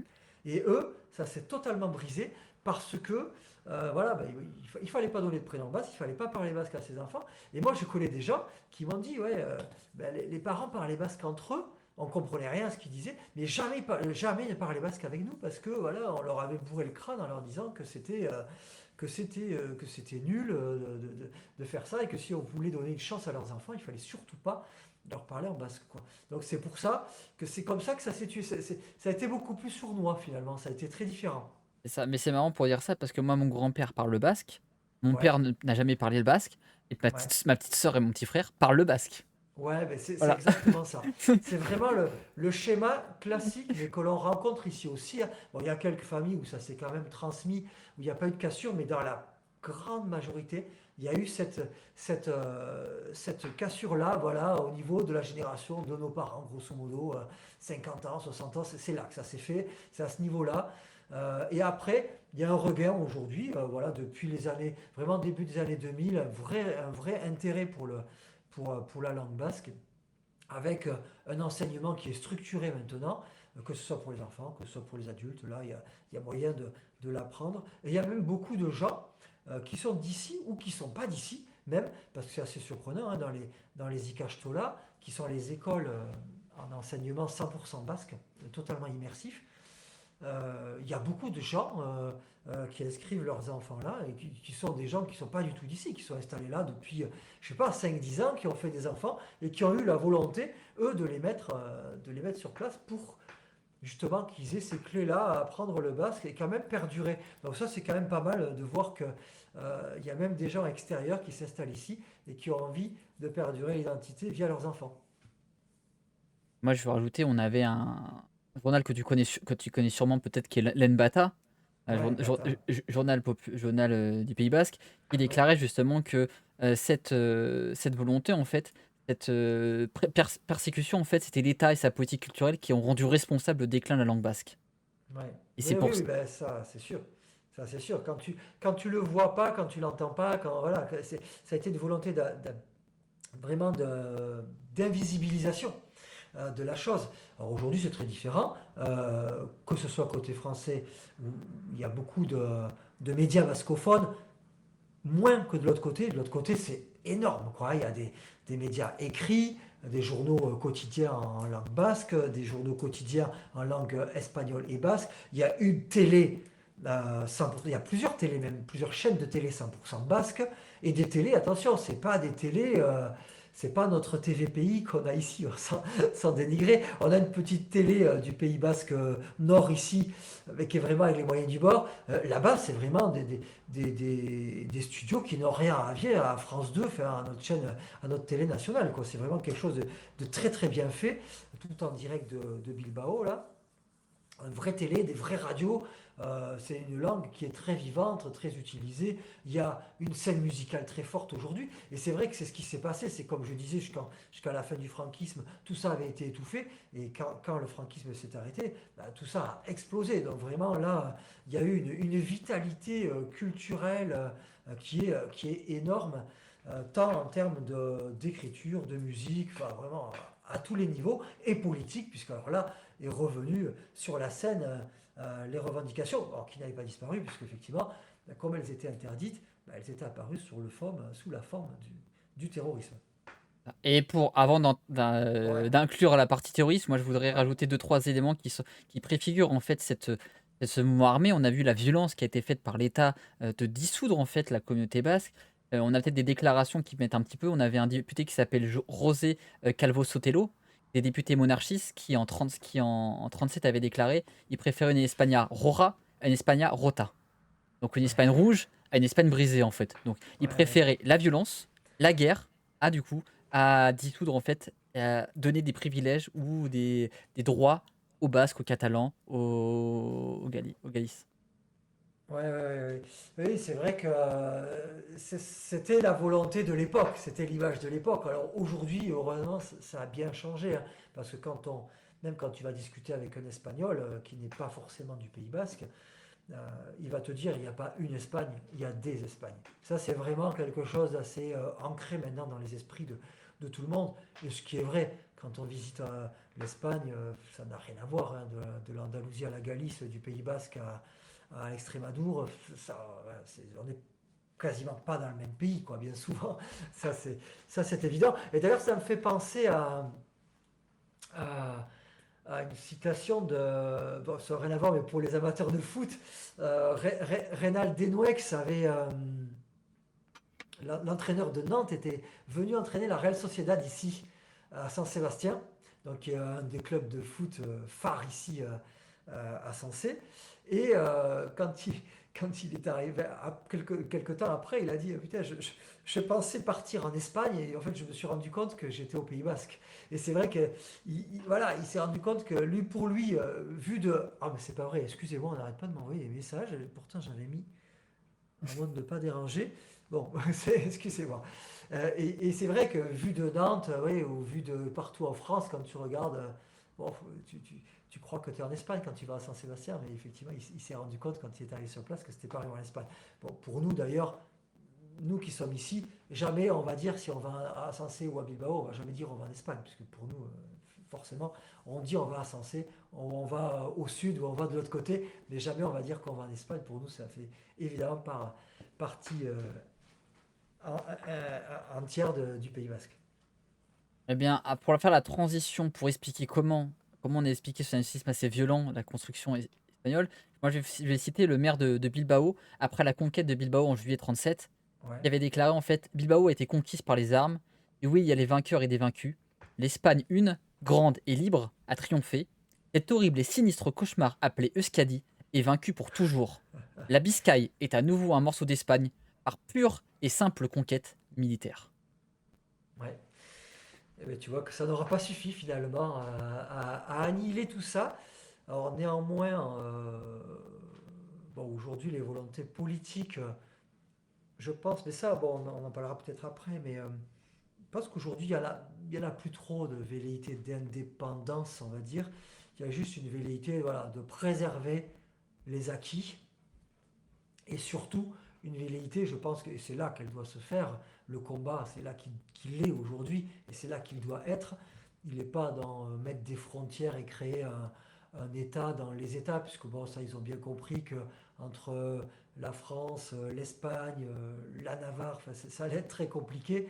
Mais par contre, que l'idée, elle est tout simplement de véhiculer la langue basque, de véhiculer, d'encourager les identités et d'encourager la vraie identité basque, pas le folklore, qu'évidemment ça ne se limite pas au chistera et au piment, et que l'identité basque va bien au-delà de ça, et que c'est ça qu'il faut encourager et privilégier. Et en plus, cette montée, je vais essayer de résumer assez rapidement pour avancer un petit peu. On a vu en fait que pour Sabino Arana, pour les nationalistes, l'Espagne était vue un petit peu comme la gangrène hein, du peuple basque. Mhm. C'est vraiment ça. Et de l'autre côté, en fait, cette montée nationaliste s'est développée avec plusieurs éléments. On a apporté des guerres carlistes, on a parlé de Guernica, il y a aussi le régionalisme catalan qui a pris de l'ampleur. On a l'échec du colonialisme en 1898 du Maroc. On a la perte des colonies, notamment Cuba et des Philippines qui ont renforcé en fait cette espèce de nationalisme, de cette volonté en fait de se créer un État propre aux Basques pour continuer à exister et à survivre dans cette Espagne qui a tout fait pour les détruire. Ouais, et alors une volonté qui perdure, mais qui ne trouvera jamais d'écho d'indépendance, ça c'est évident, dans la mesure où, comme tu l'as très bien dit, ben, plus un État va perdre ses colonies, et plus il va perdre des sources de richesse. Donc effectivement, il a encore moins intérêt à se couper les sources de richesse qu'il a sur son territoire puisque déjà, ben, il a perdu les Philippines, Cuba, bon, bien avant encore l'Amérique du Sud et tout ça, ça c'était bien antérieur. Mais quand tu as perdu tout ça, ben, tu vas déjà essayer de conserver ce que tu as sur ta péninsule ibérique, à toi véritablement. Donc là, il était hors de question, notamment, on savait que, pour donner juste un exemple, mais il y avait j'ai dit tout à l'heure que le Pays Basque, et notamment la province de Biscaye, là où il y a Bilbao, était très célèbre pour la sidérurgie. C'était un gisement de fer qui représentait 10% à un moment donné de la production mondiale. Donc tu vois l'importance quand même de ce gisement-là. Donc évidemment, l'État espagnol n'allait jamais se priver de ça, quoi. Et il y avait pas, si on a parlé de Franco, il y en a que j'ai oublié tout à l'heure de mentionner aussi parce qu'il y a pas eu que Franco qui avait ça. On a aussi le dictateur Primo de la Rivera, qui dans les années Ouais. 20, notamment 23, qui avait essayé d'isoler la nationalisme basque en fait qu'à la faire privée pour éradiquer toute forme de démonstration en fait des particulares basques, culture, coutume, tradition en dehors de la sphère privée. Donc il y avait C'est déjà ça. cette deuxième après les guerres carlistes, après du coup Primo de la Rivera et ensuite Franco pour éradiquer au maximum en fait le basque de la sphère publique. Mhm. Oui, oui, ça c'est toujours, on est toujours dans cette volonté-là, mais déjà effectivement avant Franco, ouais, c'est bien de le préciser en effet. Et puis peut-être on peut citer peut-être d'autres personnes dans cette période un petit peu. Si je prends une personne, on avait Javier de Landaburu, qui est un Mhm. politicien du coup qui faisait partie du PNV, qui déclarait que lui, de son côté, l'investisme basque, on ne brise rien. Nous sommes ni ne voulons être opposés à personne. On est juste là pour se protéger, pour survivre en tant qu'entité. C'est exactement ça. Alors cette notion de survie, elle est hyper importante. Et d'ailleurs, c'est vraiment, tu vois, là, quelques années plus tard, quand il y a les années terrorisme, il y a donc le mouvement terroriste côté espagnol qui est l'ETA, on va en parler après, et côté français, côté nord, il y a un mouvement qui va s'appeler Iparetarak, qui va être le pendant de l'ETA, mais côté Pays Basque français. Et la devise d'Iparetarak, c'était Eriak Bisi Beardu, donc le peuple doit vivre. C'est vraiment, voilà, on est toujours dans cette notion de survie, de maintien de notre culture, de défense. Et c'est toujours le cas aujourd'hui, sauf que maintenant les armes sont différentes, on va être plus.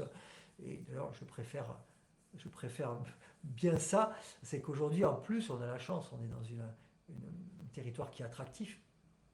Donc on peut avoir un certain soft power, entre guillemets, puisqu'on peut montrer notre culture, on peut montrer notre langue, on peut parler de tout ça, voilà, et en faire une force, puisqu'on a enfin, les gens ont compris, notamment dans l'industrie touristique, que c'était clairement un atout, et que si les touristes et si les gens viennent visiter notre région plus qu'une autre, c'est vraiment parce qu'il y a cette identité et parce qu'il y a cette particularité-là. Et souvent, d'ailleurs, l'été, quand je rencontre des gens qui sont en visite chez nous, ils me disent ah, ici, j'ai pas l'impression d'être en France, quoi. Je suis dans un autre pays, je suis ailleurs, quoi. Je suis déjà à l'étranger, quoi. Et c'est vrai que, bon, de par l'architecture, mais bon, c'est encore l'architecture, il y a des architectures différentes partout, mais de par le bilinguisme sur les panneaux, sur les affichages, voilà, de par tout un tas de particularités comme ça, on peut avoir ce sentiment, effectivement, d'être déjà ailleurs. Ça. Et là, j'ai parlé un petit peu de l'aspect espagnol, j'ai parlé un petit peu de l'aspect français pour introduire vraiment l'ETA, comme on l'a pas mentionné parce faut en parler, c'est un événement Ah, obligé. obligé. Là, on avait cet nationalisme qui était vu comme un nationalisme défensif à ce moment-là, Ouais, du côté, ouais. côté espagnol. Au côté français, on avait aussi, j'ai parlé des colonisations en Espagne, du coup, de Cuba et des Philippines. En France, on a l'Algérie et l'Indochine qui ont été décolonisés. Et à ce moment-là, en fait, on a le gouvernement qui opte pour une Algérie, une autodétermination en Algérie, qui va être refusée aux Basques. Et on a une déclaration que moi je trouve toujours intéressante, sachant que le TA ont déposé les armes en 2011. En 2012, on a Monsieur Manuel Valls, qui était alors ministre à ce moment-là, qui va déclarer: il n'y aura pas de structure administrative basque et nous ne voulons pas ouvrir ce débat. Les choses sont très claires tant que l'ETA ne déposera pas les armes. Nous serons Ouais. inflexibles. Il Ouais. avait déclaré ça, du coup, au micro d'El País, Mhm. en 2012, alors que l'ETA avait déposé les armes en 2011. C'est assez Oui, rigolo, oui, ça. parce que ça fait écho, du coup, à une déclaration de Gaston Deffer, qui était ministre alors de l'Intérieur, qui a dit: si l'on crée un département basque, et qu'un jour les Basques espagnols obtiennent une indépendance, sinon complète, du moins proche de cela, qu'il veuille de plus annexer le département basque français. Le gouvernement sera alors confronté à une situation qui ne sera pas facile. Ouais, voilà, ils avaient peur de cette réunification. Euh, C'est pourquoi d'ailleurs ça a été la croix et la bannière de faire admettre cette fameuse super communauté d'agglomération Pays Basque, quoi. Aujourd'hui elle existe, hein, elle est là, donc c'est plus un débat parce que comme je le dis, il n'y a pas de velléité. Bon, ici, il n'y a pas de vote indépendantiste, hein. Il y avait eu effectivement une branche du Parti national basque qui se présentait ici aussi. Alors, il faisait 1 ou 2%, à tout casser, hein. Donc, ça n'a jamais été. Il n'y a jamais eu de velléité vraiment indépendantiste, en tous les cas dans les urnes, ça c'est clair. Après, par contre, de l'autre côté, le PNB est le parti majoritaire. Ça, c'est clair et net, hein. Le Parti national basco est le parti majoritaire de tout temps, hein. C'est vraiment lui qui a gagné toujours les élections. Et avec un temps, voilà, la volonté politique, ce dessin d'indépendance, mais qui a vite été. Finalement, je pense qu'ils ils ont, ils ont mis ce rêve de côté en se disant que il fallait pas mener ce combat et que le combat il se trouvait ailleurs.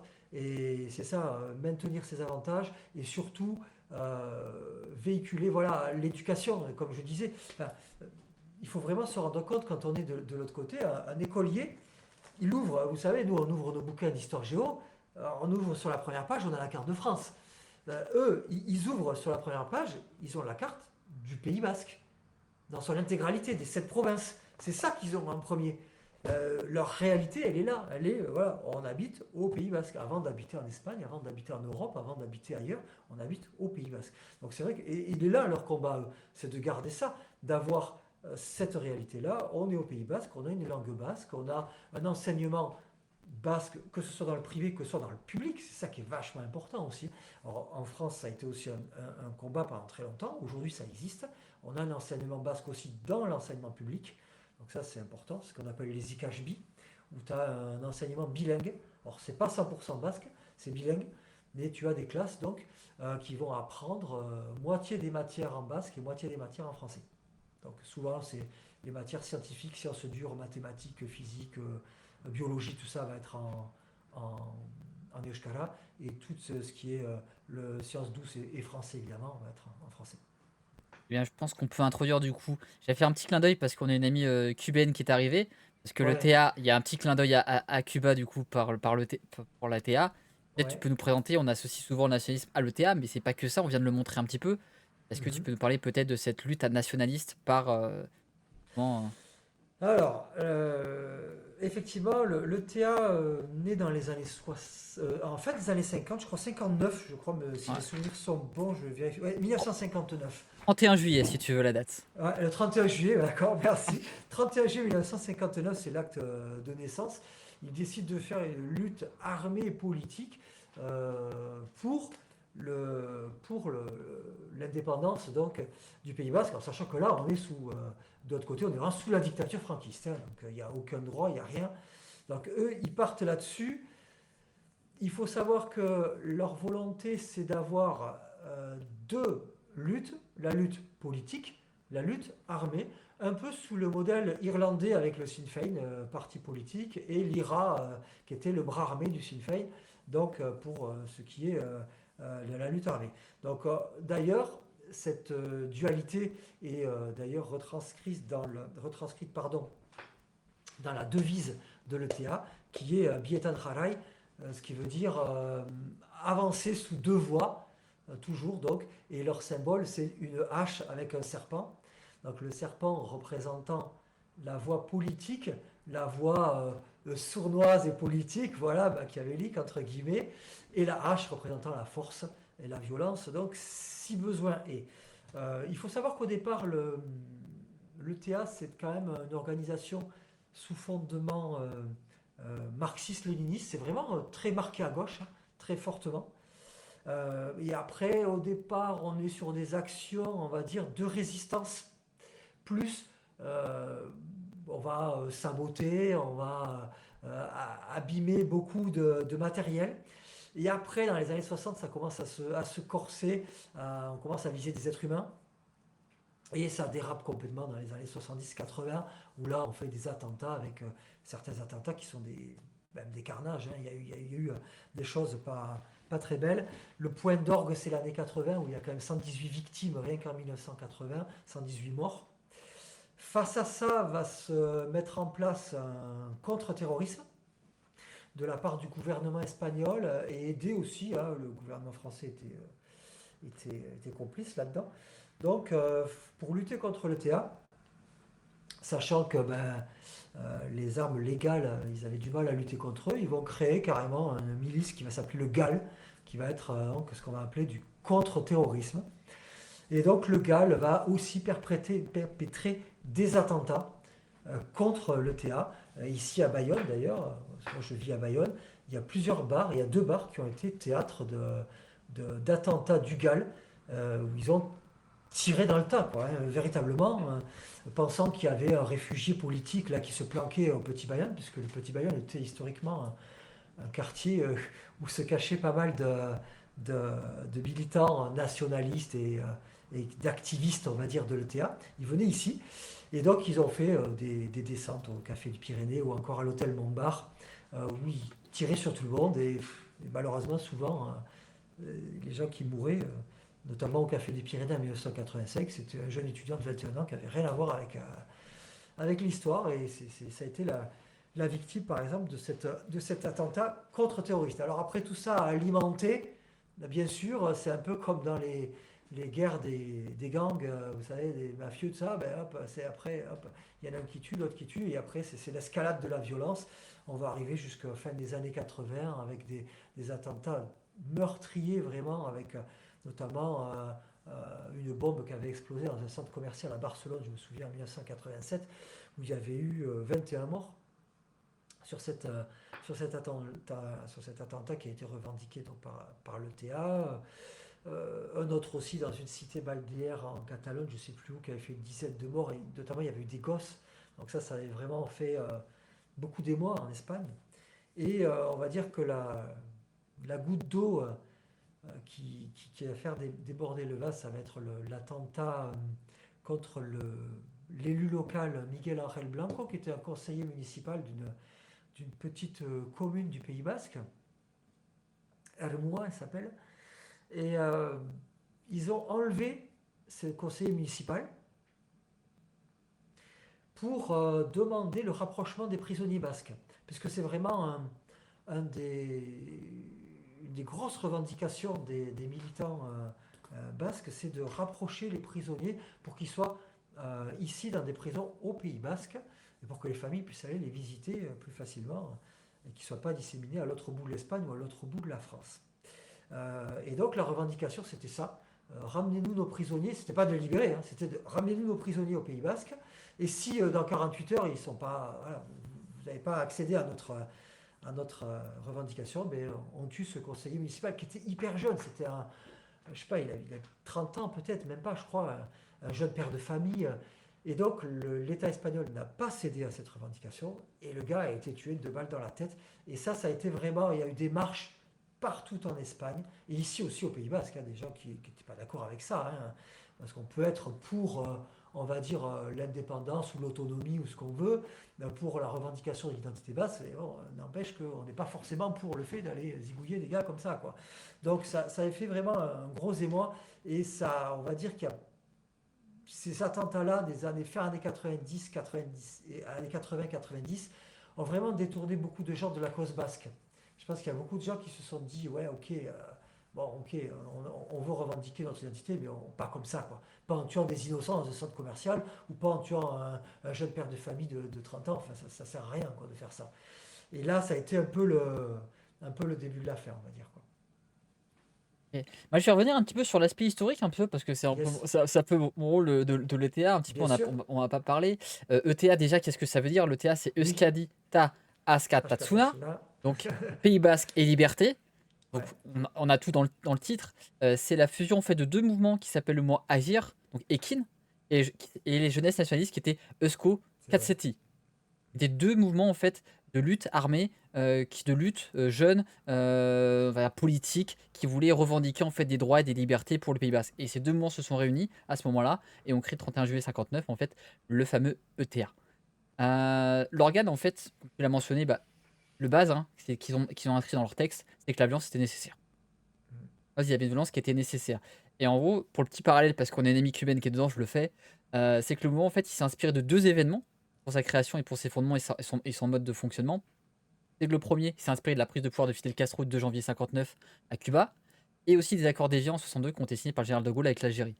2 mouvements qui ont inspiré en fait la création de l'ETA et parce qu'ils sont déclarés eux-mêmes comme socialistes révolutionnaires et prenant une logique en fait d'action, répression, action.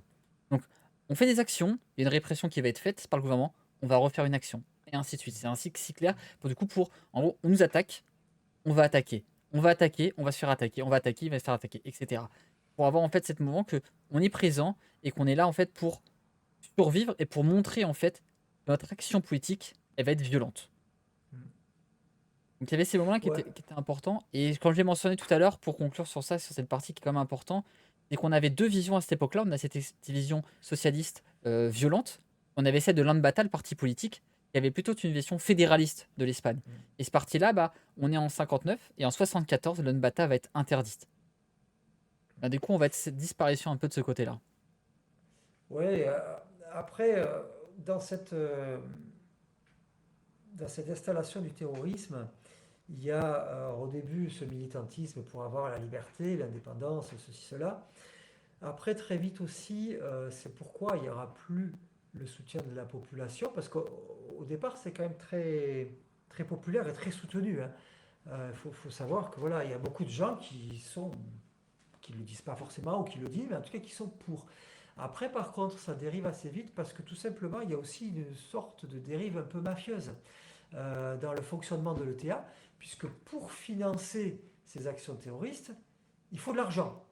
Et pour avoir de l'argent, eh ben on va organiser des actions tout simplement dignes de gangs, de mafia, comme on pourrait avoir en Italie ou ailleurs, quoi. C'est-à-dire qu'on va organiser du racket.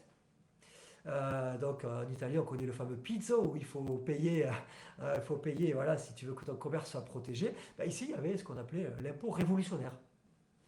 Donc les, euh, les terroristes, les gens, les membres de TA, allaient voir les gros entrepreneurs, les entrepreneurs du coin, en leur disant, par exemple, bah, tiens, si tu veux être protégé, si tu veux pas demain qu'il y ait une petite bombe dans ton entreprise et perdre ton outil de travail, bah, il va falloir payer l'impôt. Donc on rackettait les chefs d'entreprise. Voilà, tu vois, donc c'était quand même quelque chose, ces actions de raquettes. On faisait aussi du braquage à main armée. Il y avait pas mal de braquages à main armée qui avaient lieu pour justement financer tout ça. Et donc, tout ça, quand même, ça déplaisait, hein, le citoyen. Bon, même, c'est aussi un frein à l'économie, quand même, quelque part. Donc, c'était pas terrible. On en était arrivé à un stade où tu avais des chefs d'entreprise qui étaient surveillés par des bodyguards, par des gardes du corps. Tous les élus politiques avaient des gardes du corps quasiment, hein. Le maire de Sensé, enfin tous les gens comme ça. Ici aussi, hein, on avait tous les élus qui avaient leur maison gardée H24 devant les maisons des députés, la sous-préfecture, tout ça, parce que bon, régulièrement, ben, alors la branche du Nord, ils parlaient à dont j'ai parlé rapidement tout à l'heure, eux, ils faisaient des actions, alors, ils n'ont pas tué énormément, ils ont quand même fait 6 victimes en tout et pour tout, 6 morts, mais par contre, ils faisaient beaucoup d'actions, c'était une bombe à la sous-préf, une bombe à la mairie d'Anglet, une bombe à la gendarmerie de Sarre. C'était plutôt des gros dégâts matériels qu'ils faisaient. Ils visaient essentiellement des gendarmeries, des choses comme ça. Mais voilà, il y avait quand même ce volant-là. Mais par contre, voilà, c'est vrai que ce côté aussi, cette dérive mafieuse de devoir faire des actes mafieux pour avoir de l'argent aussi a détourné quand même pas mal de soutien de la société civile quand même. Et il y a un élément que tu as dit qui était important, c'est la révolution. Ça, je vais revenir Ouais, parce que ça s'inscrit dans les statuts ouais, de l'ETA. ouais. Mais pour expliquer en fait cette violence, parce que ça ne peut nous paraître un peu disproportionné, c'est qu'il y avait cette même violence qui était mise en fait en place par l'État en fait, l'État fédéral espagnol. Il y avait vraiment une persécution où les gens étaient enfermés. On se rappelle sous Franco où les gens étaient enfermés parce qu'ils parlaient basque, ils étaient torturés parce qu'ils parlaient basque, parce qu'ils avaient des coutumes. Donc il y avait une violence extrême vis-à-vis en fait des populations basques. Et c'est pour ça que la seule réponse qu'ils ont trouvée à ce moment-là, bah, c'est de répondre à la violence par une violence encore plus forte. Et il y a une escalade assez monumentale dans ces années, sur la fin du régime de Franco, de cette violence. Ouais. Et il y a Ouais, ouais. Oui, pardon. non, non, et je voulais finir aussi parce que tu as parlé de la violence, de la révolution. Et en fait, le TA disait qu'en fait, le Pays Basque devait être uni dans cette lutte révolutionnaire parce qu'il devait mettre en place une stratégie de révolution dans tout le Pays Basque en réservant une autonomie tactique pour pencher sur ses problèmes locaux. Donc, il y a vraiment une Ouais. organisation stratégique, une révolution, donc vraiment une méthodologie de faire pour changer l'ordre établi. Oui, ça aussi, ça reflète tout simplement les origines marxistes-léninistes Mm, du mouvement. Et tu l'as dit tout à l'heure, Cuba, effectivement, une figure très présente, hein, mm. chez les bascophones ici. Il y a une peña très euskaldun ici, très marquée basque indépendantiste qui s'appelle Cubaco Echea, donc la maison basque, la maison de Cuba, pardon, la maison de Cuba. Et bien sûr, quand on était jeune, enfin voilà, et tous les jeunes ont en figure du proue, voilà, la figure du Che, la figure de la révolution cubaine est très très très présente ici, ouais. Ouais, vraiment. Et c'est quelque chose qui est quand même assez important de voir qu'il y a cette volonté, en fait, parce que tu l'as mentionné tout à l'heure, pourquoi cette évolution assez léniniste, marxiste qui est présente, c'est qu'à la base, le Pays Basque, c'est un état très agricole, c'est une population très agricole, très rurale. Ouais, On a vu, c'est descendant des chasseurs-cueilleurs. Et cette ouais, figure, en fait, comme tu l'as mentionné, qui était très vrai, c'est que les gens leur disaient appelez français, du coup, pour vous élever socialement. ouais. Et Mhm. devenez français, prenez un prénom français, un prénom français, pour sortir, en fait, de votre statut de paysan. Parce que les Oui, Basques, c'est des paysans. c'est ça, c'est ça. Bon, après, ils ont un peu déchanté, puisque, bon, au final, oui, oui, c'était l'exode rural qu'on a connu un petit peu partout. Ils sont partis, ils sont allés dans les villes, et bon, ils n'ont pas fait non plus les métiers les plus, les mieux dans un premier temps. Mais par contre, ça, c'est important aussi, c'est que il y a un point, alors, je ne sais pas si tu vas finir avec le terrorisme ou pas, mais il y a un point qu'il faut qu'on évoque. Je vais te parler d'exode rural, et c'est pour ça que ça me fait penser à ça, donc je me dis, il faut qu'on en parle après, mais c'est la diaspora. La diaspora basque, parce que c'est vraiment une terre d'émigration. Il y a des Basques partout. Et ça, c'est un point qu'il faut qu'on évoque. Donc, tu me feras penser tout à l'heure d'en reparler un petit peu.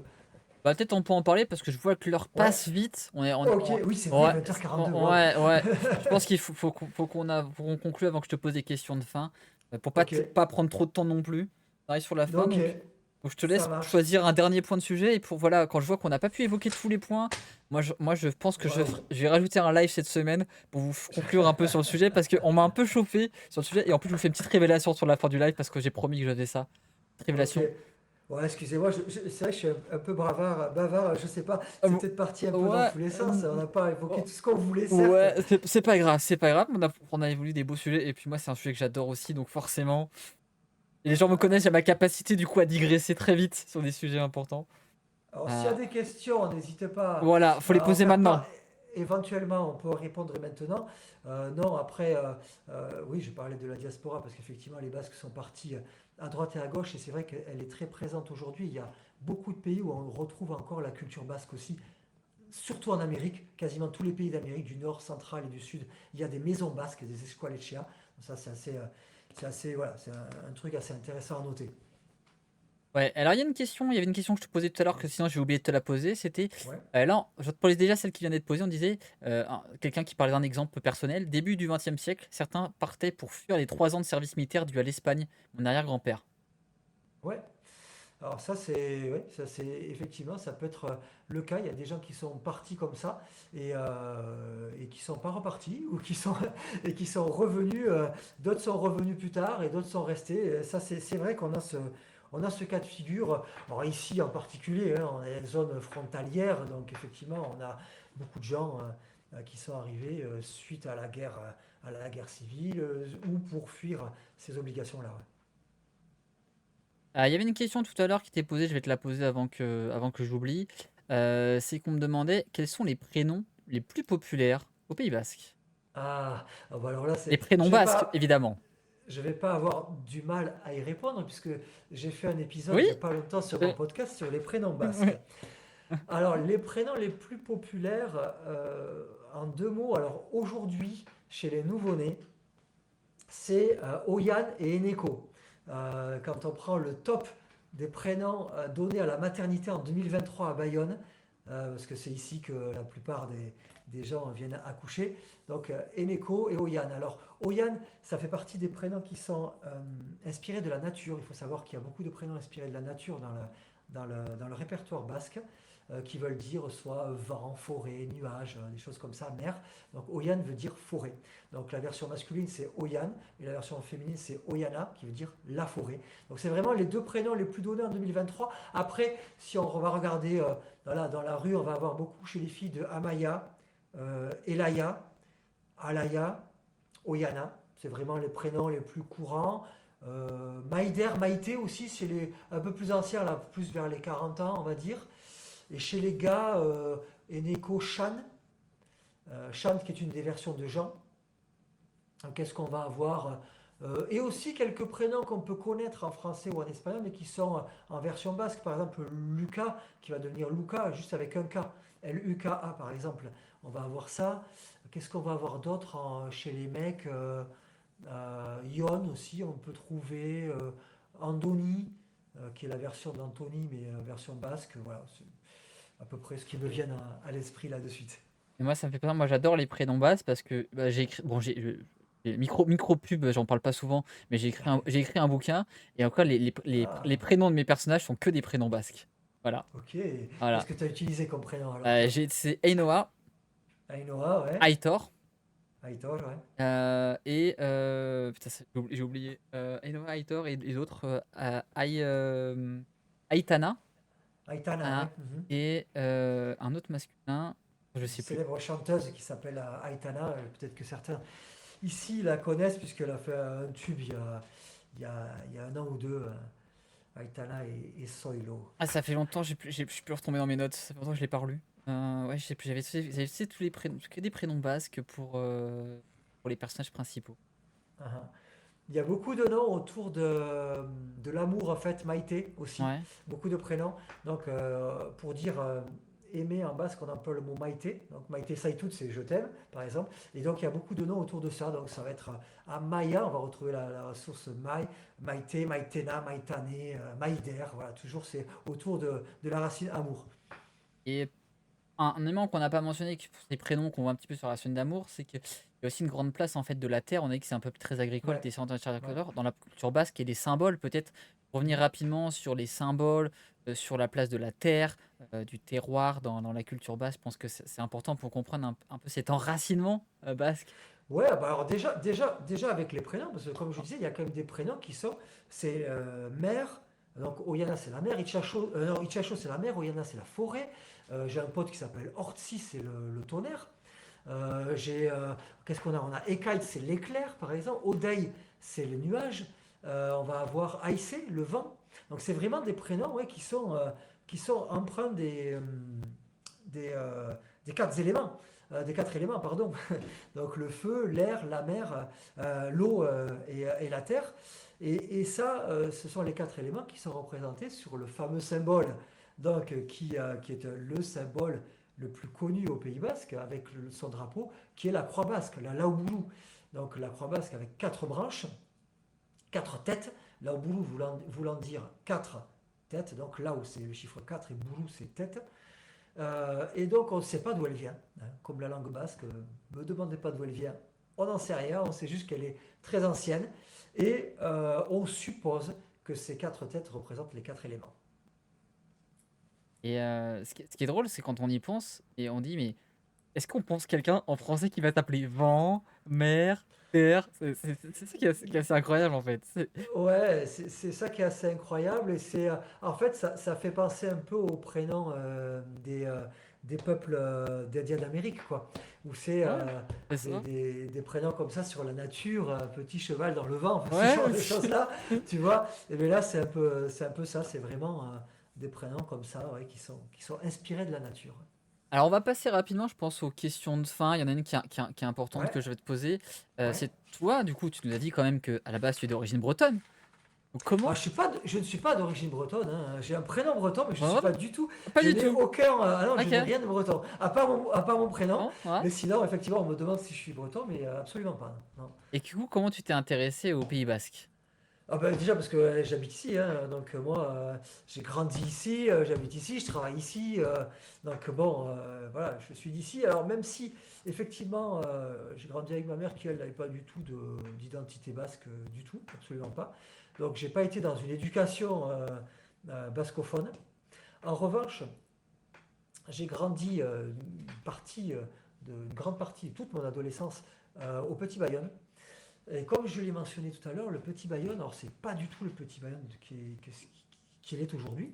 Petit Bayonne à l'époque c'était un quartier un peu plus pauvre, on va dire, et un quartier où il y avait beaucoup de réfugiés. Ou d'indépendantistes qui se planquaient, des genres de choses comme ça. Et donc il y avait énormément, il y avait la culture basque qui était très présente au Petit Bayonne, et j'avais des voisins qui parlaient basque. J'avais des voisins dont leur père était exilé parce qu'il avait trempé dans des histoires de terrorisme ou autre. Et c'est là que j'ai été conscientisé à partir du lycée. J'ai connu des amis voilà, qui étaient investis dans la cause basque. J'ai eu des voisins. Et c'est grâce à eux que je suis rentré un peu là-dedans, que j'ai commencé à comprendre certaines choses. Et après, j'ai jamais trop décroché parce que quand on grandit dedans et quand on commence à avoir les clés, ben après, on comprend un petit peu tout ce qui se passe aujourd'hui, quoi. Ah ouais, moi, pour y retourner de temps en temps, j'adore à chaque fois d'y aller. Ah oui, Ah, incroyable. forcément, mais j'espère la prochaine fois que tu viendras, on aura l'occasion de Ah se bah, rencontrer en chair et en os. avec grand plaisir. Qu'est-ce qui, petite question pour conclure, qu'est-ce qui est primordial de savoir sur le Pays Basque?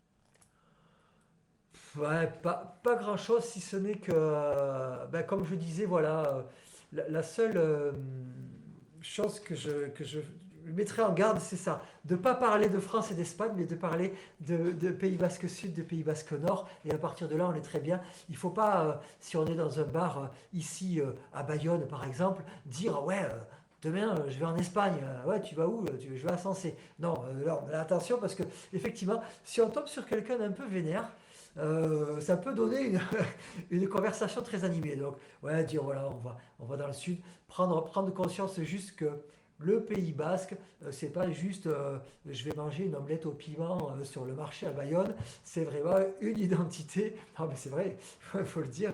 Et c'est une identité avec cette province et ça va, voilà, grosso modo, de Bilbao à Bayonne jusqu'à Pampelune et, ouais, ça englobe tout ça, quoi. Alors, dernière question avant de passer aux questions de fin.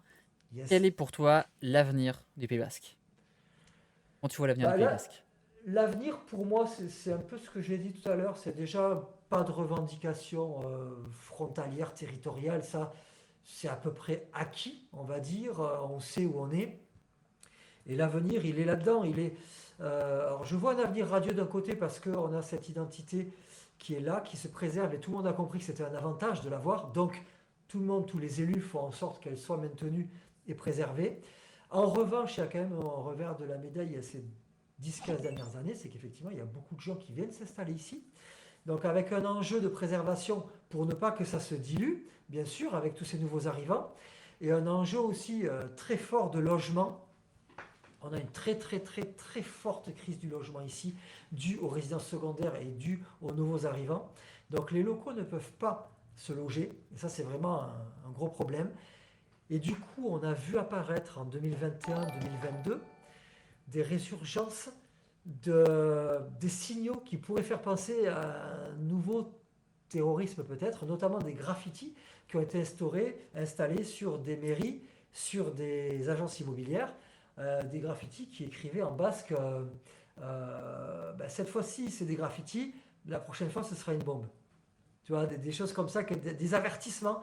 Et ça, on voit, alors je dirais pas un bouillonnement pour la revendication de dépendance, mais plus pour dire, merde, on est chez nous, on veut se loger. Et c'est là, en fait, le sujet risque de se trouver là. C'est si la jeunesse locale ne peut plus se loger, il peut y avoir un problème et peut-être une résurgence de violence. Peut-être. Ok. Bah merci, merci à toi, merci à ceux en même temps. Comme je rappelle, si vous avez une dernière question, c'est le moment de le faire. Parce qu'on arrive sur les fins de questions, donc sans aucune transition, aucune. Première question, est-ce que tu as une citation qui te représente en rapport ou non avec le Pays Basque? En trait de Ah, vie ou autre? allez, une première citation qui ne me représente pas, mais qui a à voir avec ça, c'est tout simplement une citation de Victor Hugo qui nous a dit qui écrivait: un basque n'est ni français, ni espagnol, il est basque, tout simplement. Voilà, donc si tu as ça dans la tête, tu as tout compris sur la problématique basque. Ok, très bien, merci. Est-ce que tu aurais une lecture à nous partager pour peut-être approfondir nos connaissances sur le sujet basque ou passionne? Alors, sur le sujet basque, évidemment, tu as cité tout à l'heure Leta Mendia. C'est lui qui a écrit un ouvrage de référence sur le nationalisme au Pays basque. Donc, si vraiment les gens veulent se renseigner vraiment creuser le sujet, c'est celui-là que je recommanderais. Et après, rien à voir avec le Pays basque. Mais par contre, j'ai eu à Noël un ouvrage sur les enquêtes de Mediapart. Moi, je suis un fan de Mediapart. Et j'ai l'ai lu là ces 2 dernières semaines. Je viens de le terminer. Et c'est vraiment un super bouquin que je recommande à tout le monde. C'était pour les 15 ans du média Mediapart. Ils ont fait un bouquin qui retrace les 15 enquêtes majeures du média. Et c'est vraiment une pépite, quoi. Bien, alors avant de te poser la question, je vais repartager dans le chat ton lien. Donc je rappelle que du coup notre ami Yannick Merci. Revel du coup a un podcast qui s'appelle Du Pays Basque qui vous parle de la culture, de l'histoire et des traditions du Pays Basque. Donc je vous remets le Ouais. lien pour ceux qui veulent, il était déjà épinglé mais vous pouvez le revoir. Donc question, est-ce que tu aurais un podcast à nous recommander? Pas forcément sur le Pays Basque, parce que là, je n'en connais pas d'autres. Moi, il y a un podcast que j'adore, mais alors ça n'a rien à voir avec le sujet du jour, hein, mais j'ai envie de le partager quand même. C'est un podcast voyage qui s'appelle Bourlinguer. Et qui est vraiment. Alors, d'ailleurs, il cartonne, hein, je crois qu'il vient de dépasser le million d'écoutes là. Ça fait des années, moi, que je l'écoute. Et c'est un gars qui va interviewer une personne qui va raconter un récit de voyage précis sur un pays, sur un voyage en particulier. Et la grosse particularité, c'est qu'en fait, pendant le récit, il n'y a pas d'interaction. C'est vraiment la personne qui fait son récit tout seul et on écoute ça comme on lirait un récit de voyage. Et moi, je trouve ce podcast fabuleux. Et donc, et apparemment, je ne suis pas le seul puisqu'il cartonne en termes d'écoute. Ça s'appelle donc Bourlinguer. Très bien, bah, je partage en même temps dans le Ouais. chat et sur l'écran pour ceux qui veulent. Si vous aimez le voyage et la géographie et le voyage en général, c'est top. Est-ce que tu aurais une chaîne YouTube à nous recommander? Ouais, alors, chaîne YouTube, ouais, je vais pas être très original, hein. Je vais recommander évidemment Arte parce que je regarde ça. Le dessous des cartes, voilà, que je kiffe. Ils ont leur chaîne YouTube aussi. Bon, ça, j'imagine que tu kiffes aussi en tant que fan de géopolitique, mais je pense que ici tout le monde connaît, bien évidemment. On aime bien les cartes ici. Ouais. Un chouïa en géopolitique, on aime bien les cartes. Et après, alors là, ben, comme vous avez compris peut-être, mais je suis pas mal de créateurs de contenu dans la thématique voyage, mais pas des influenceurs voyage bidon, voilà, ça m'intéresse pas, mais vraiment des gens qui font du contenu intelligent. Et il y a un Américain, alors, pour ceux qui parlent anglais, qui s'appelle Drubinski, qui est un gros créateur de contenu voyage et qui vraiment fait des choses très intéressantes. Ça frôle le documentaire, vraiment, ce qu'il fait, quoi, et c'est de très très bonne qualité. Et bah, je partage en même temps. Hop, Je tac. sais pas si tu le connais, toi. Alors, je connais pas Drew, de ouais. plus que Non. ça. Je connais de noms, mais alors, en fait, Ok. déjà, je consomme pas beaucoup de YouTube de base, Ouais. et encore moins en anglais. Ouais. D'accord. Alors, ça se comprend. Ah, oh, tiens, question. On me pose, est-ce que tu regrettes de ne pas avoir un joli prénom ou nom de famille basque? Moi? Ouais. Bah non, je regrette pas. Qu'est-ce que tu veux que je regrette? Il n'y a pas de. Non, non, rien de rien. Non, je ne regrette rien. Qu'est-ce que tu veux? Ça, non, on va pas regretter ça, quoi. Je vais pas regretter Non, le prénom qu'on m'a donné, tu sais, ça, c'est des choses que l'on ne choisit pas. Hmm. Et c'est comme ça. Donc, non, il n'y a aucun regret à avoir là-dessus. Et Est-ce... bien au contraire, même, j'ai Ah, envie de dire, parce que je surprends encore plus les gens, tu vois. Il y a des gens qui s'imaginent pas du tout, des fois, quand je vais interviewer, ou même des gens qui, entre eux, vont glisser deux, trois mots en basque, et là, si je leur réponds en basque, ils vont être encore plus étonnés. ça, c'est excellent, ça, c'est Voilà, énorme. parce que même parfois même, je vais te dire, je suis tombé sur des gens, je parlais mieux le basque qu'eux. Donc, ils étaient vraiment très, très surpris. Ouais, ça va être rigolo, ça. Oui, parce que le prénom et le nom font que, bon, on pense que t'es Ah juste oui. quelqu'un qui est venu du coup au Pays Basque et qui est là. C'est ça, sauf que non, sauf que je suis là depuis toujours. Est-ce que tu aurais un conseil à donner? Non, bah là aussi c'est un peu. Non, non, j'ai pas de conseils à donner. Déjà, je suis personne pour donner des conseils. Donc, donc non, pas de conseils en particulier, sauf si on m'en demande d'un en particulier, peut-être que oui, si c'est dans mes compétences, mais des conseils de vie en règle générale, non, moi je reste humble et à ma place, je ne suis pas le genre de personne qui, euh, qui va donner des conseils aux uns et aux autres. Alors, petite question spéciale, la question spéciale, quelle est ta personnalité historique, politique favorite? Yes. Vivante ou Alors morte? ça, je vais dire, peut-être que ça va surprendre, bon là aussi on n'est pas du tout dans la thématique basque, mais moi il y a un personnage que j'adore vraiment beaucoup, c'est Mohamed Ali, pour plusieurs raisons.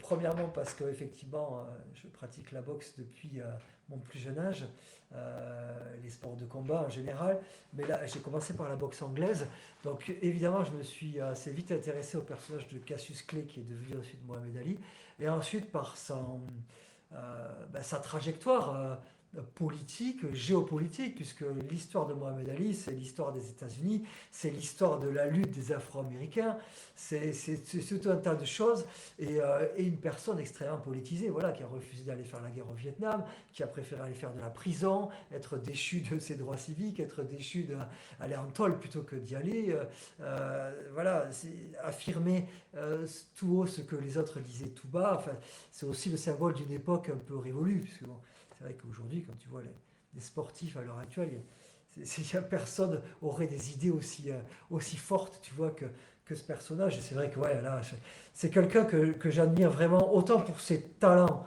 pugilistiques, sportifs, que pour son engagement en dehors du ring. Et d'ailleurs, à ce titre, là aussi, je recommanderais le biopic où Mohamed Ali est incarné par Will Smith, qui est juste fabuleux, qui s'intitule Ali, tout simplement. Donc, c'est un film extraordinaire où là, les fans comme les non-fans ne peuvent qu'aimer ce film parce que la prestation de Will Smith est juste extraordinaire. Il fait complètement oublier que c'est Will Smith et on croirait que c'est Mohamed Ali qui est dans le film, quoi. Ah. Ouais. On nous dit ton conseil, c'était du coup d'aller visiter le Pays Basque.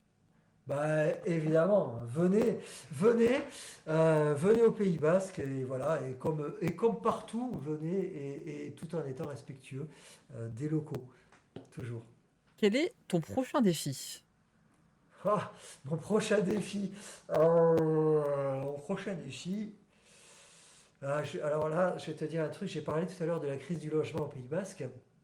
Il se trouve qu'en ce moment, je suis dans cette galère un petit peu. Donc, mon prochain défi, ça va être de trouver un appartement dans les mois à venir, tu vois. Ah, Et c'est vrai. Non, mais alors, tu rigoles, mais c'est vraiment une mission impossible ici. C'est vraiment devenu quelque chose de très, très, très, très, très compliqué. Et il faut absolument que je trouve un logement d'ici le mois de juin. Donc, voilà, c'est mon défi là, prioritaire dans les semaines et mois à venir. mais je compatis juste dans le même cas de figure que toi. C'est très compliqué Ok, aussi. Je cherche aussi ouais. et je trouve pas. Voilà. Dans le 78 aussi, c'est chaud. Ah ouais. Bon, C'est bah très écoute. compliqué. Ouais. Ici, c'est très complexe et en plus, voilà, l'été, tous les gens, et même hors été, les gens veulent faire du Airbnb et tout ça. Donc c'est hyper chaud. Les gens ne louent pas en location longue durée. Ils préfèrent faire de la durée courte pour forcément optimiser. Ah bah nous c'est encore pire parce qu'il y a les JO de Paris donc tout le monde met en Et oui, Airbnb. c'est vrai. C'est vrai. Ben voilà, on a la même problématique ici, même quand c'est pas les yeux. Est-ce que du coup tu aurais quelque chose à ajouter? Non, aussi, enfin oui, ben merci déjà. Merci à toi, Romain. Merci de m'avoir invité. C'était un vrai plaisir. Je suis super content. Mais tu vois, on crée du contenu justement. On fait des Twitch, on fait du podcast, on fait des choses comme ça pour aussi avoir des rencontres parce que moi je suis très sensible au fait que le digital c'est le digital mais ça ne doit pas rester que du digital, c'est aussi de l'humain. Derrière les écrans il y a des gens, il y a Romain, il y a Yannick, il y a d'autres personnes, il y a d'autres personnes qui sont là en tant que viewer et ça c'est hyper important donc ajouter que je suis content d'avoir été invité, que je suis content d'avoir fait ta connaissance par ce biais là et que voilà ça me fait énormément plaisir de participer à ce live Twitch. Ah bah merci à toi, merci à ceux qui ont été présents. Voilà, n'hésitez pas à nous dire si ça vous a plu, si vous avez apprécié ce live. Moi je remets du coup une dernière fois le lien du coup de Yannick. Est-ce que tu aurais peut-être un autre lien à nous partager ou est-ce qu'on pourrait te retrouver? Sur celui-là, il y a tout. Après, non, moi, je suis essentiellement actif sur Instagram, tout simplement. on tape mon nom Yannick et mon nom Yannick Revel. Donc on me trouve assez facilement. Je fais du contenu, bon, je partage mon contenu, mon quotidien ici au Pays Basque et de temps en temps quand je suis en voyage évidemment, ce que je fais par ailleurs, ce que je vais visiter ailleurs. Ok, bah merci en tout cas à toi. Pour ceux qui nous suivent, eh ben, n'hésitez pas, comme j'ai rappelé, que ce live va être disponible en replay du coup sur Twitch. Pour ceux qui ont loupé le début ou qui ont loupé des infos, de façon gratuite. Il sera disponible plus tard Super. sur version YouTube. Si ça vous a plu, n'hésitez pas à lâcher un follow. Ça fait vraiment soutenir la chaîne et ça fait plaisir de rejoindre l'équipage et de passer au rang de Moussaillon sur le flow d'histoire. Si ça vous a plu encore plus, vous pouvez passer matelot avec un sub sur la chaîne. Si vous avez Amazon Prime, c'est moins cher que gratuit. On remercie Jeff Bezos. Sinon, vous pouvez soutenir via Patreon. Vous avez point d'exclamation Patreon sur Ko-fi. Pour aider la chaîne à se développer, je rappelle aussi maintenant que toutes les semaines, on aura un invité. Le prochain, ça sera sur la Russie. Un invité qu'on a déjà eu, que vous avez apprécié, que vous avez demandé de faire revenir, que je fais revenir dès la semaine prochaine, vendredi prochain. Et vu qu'on n'a pas fini le live aujourd'hui sur les questions, je vais rajouter un live cette semaine, je vous dis ça plus tard, pour finir en fait live sur le Pays Basque, parce que j'adore le Pays Basque. Et je vous avais promis une petite révélation aussi avant de vous lâcher. C'est qu'en Ah fait, moi, oui. pourquoi le Pays Basque, en fait, ça me passionne? C'est parce qu'en fait, Rivière, c'est mon nom de plume que j'ai gardé en fait, et que mon vrai nom en fait est basque. Et mon vrai nom en fait, c'est Pierre Estegui. Ah, excellent. Voilà. Donc moi, je suis d'origine basse par mes parents et que j'ai gardé quand j'ai commencé à écrire et à faire du contenu, c'était trop compliqué pour les gens comprenaient pas. Et en fait, j'avais commencé à publier des écrits sous le nom de Rivière, que j'ai utilisé depuis des années en tant qu'écrivain. Et j'ai fait bah tiens, je vais garder le 2 et j'ai gardé ça. Et en plus, quand j'ai lancé le flow de l'histoire, on m'a dit ça fait vraiment plus écho en fait au flow de l'histoire. Carrément. Donc voilà. Donc, est-ce que tu veux peut-être mettre un mot de conclusion, Yannick? Je laisse le dernier mot. Le dernier mot, eh bien, écoutez, je vais faire comme sur mon podcast, je vais faire L'Acheter Arte, Isaluncha, Agur Deneri. Merci Au à vous. revoir, portez-vous bien et à bientôt. Voilà ce que ça veut dire. Exactement. Merci vous bien, Clément.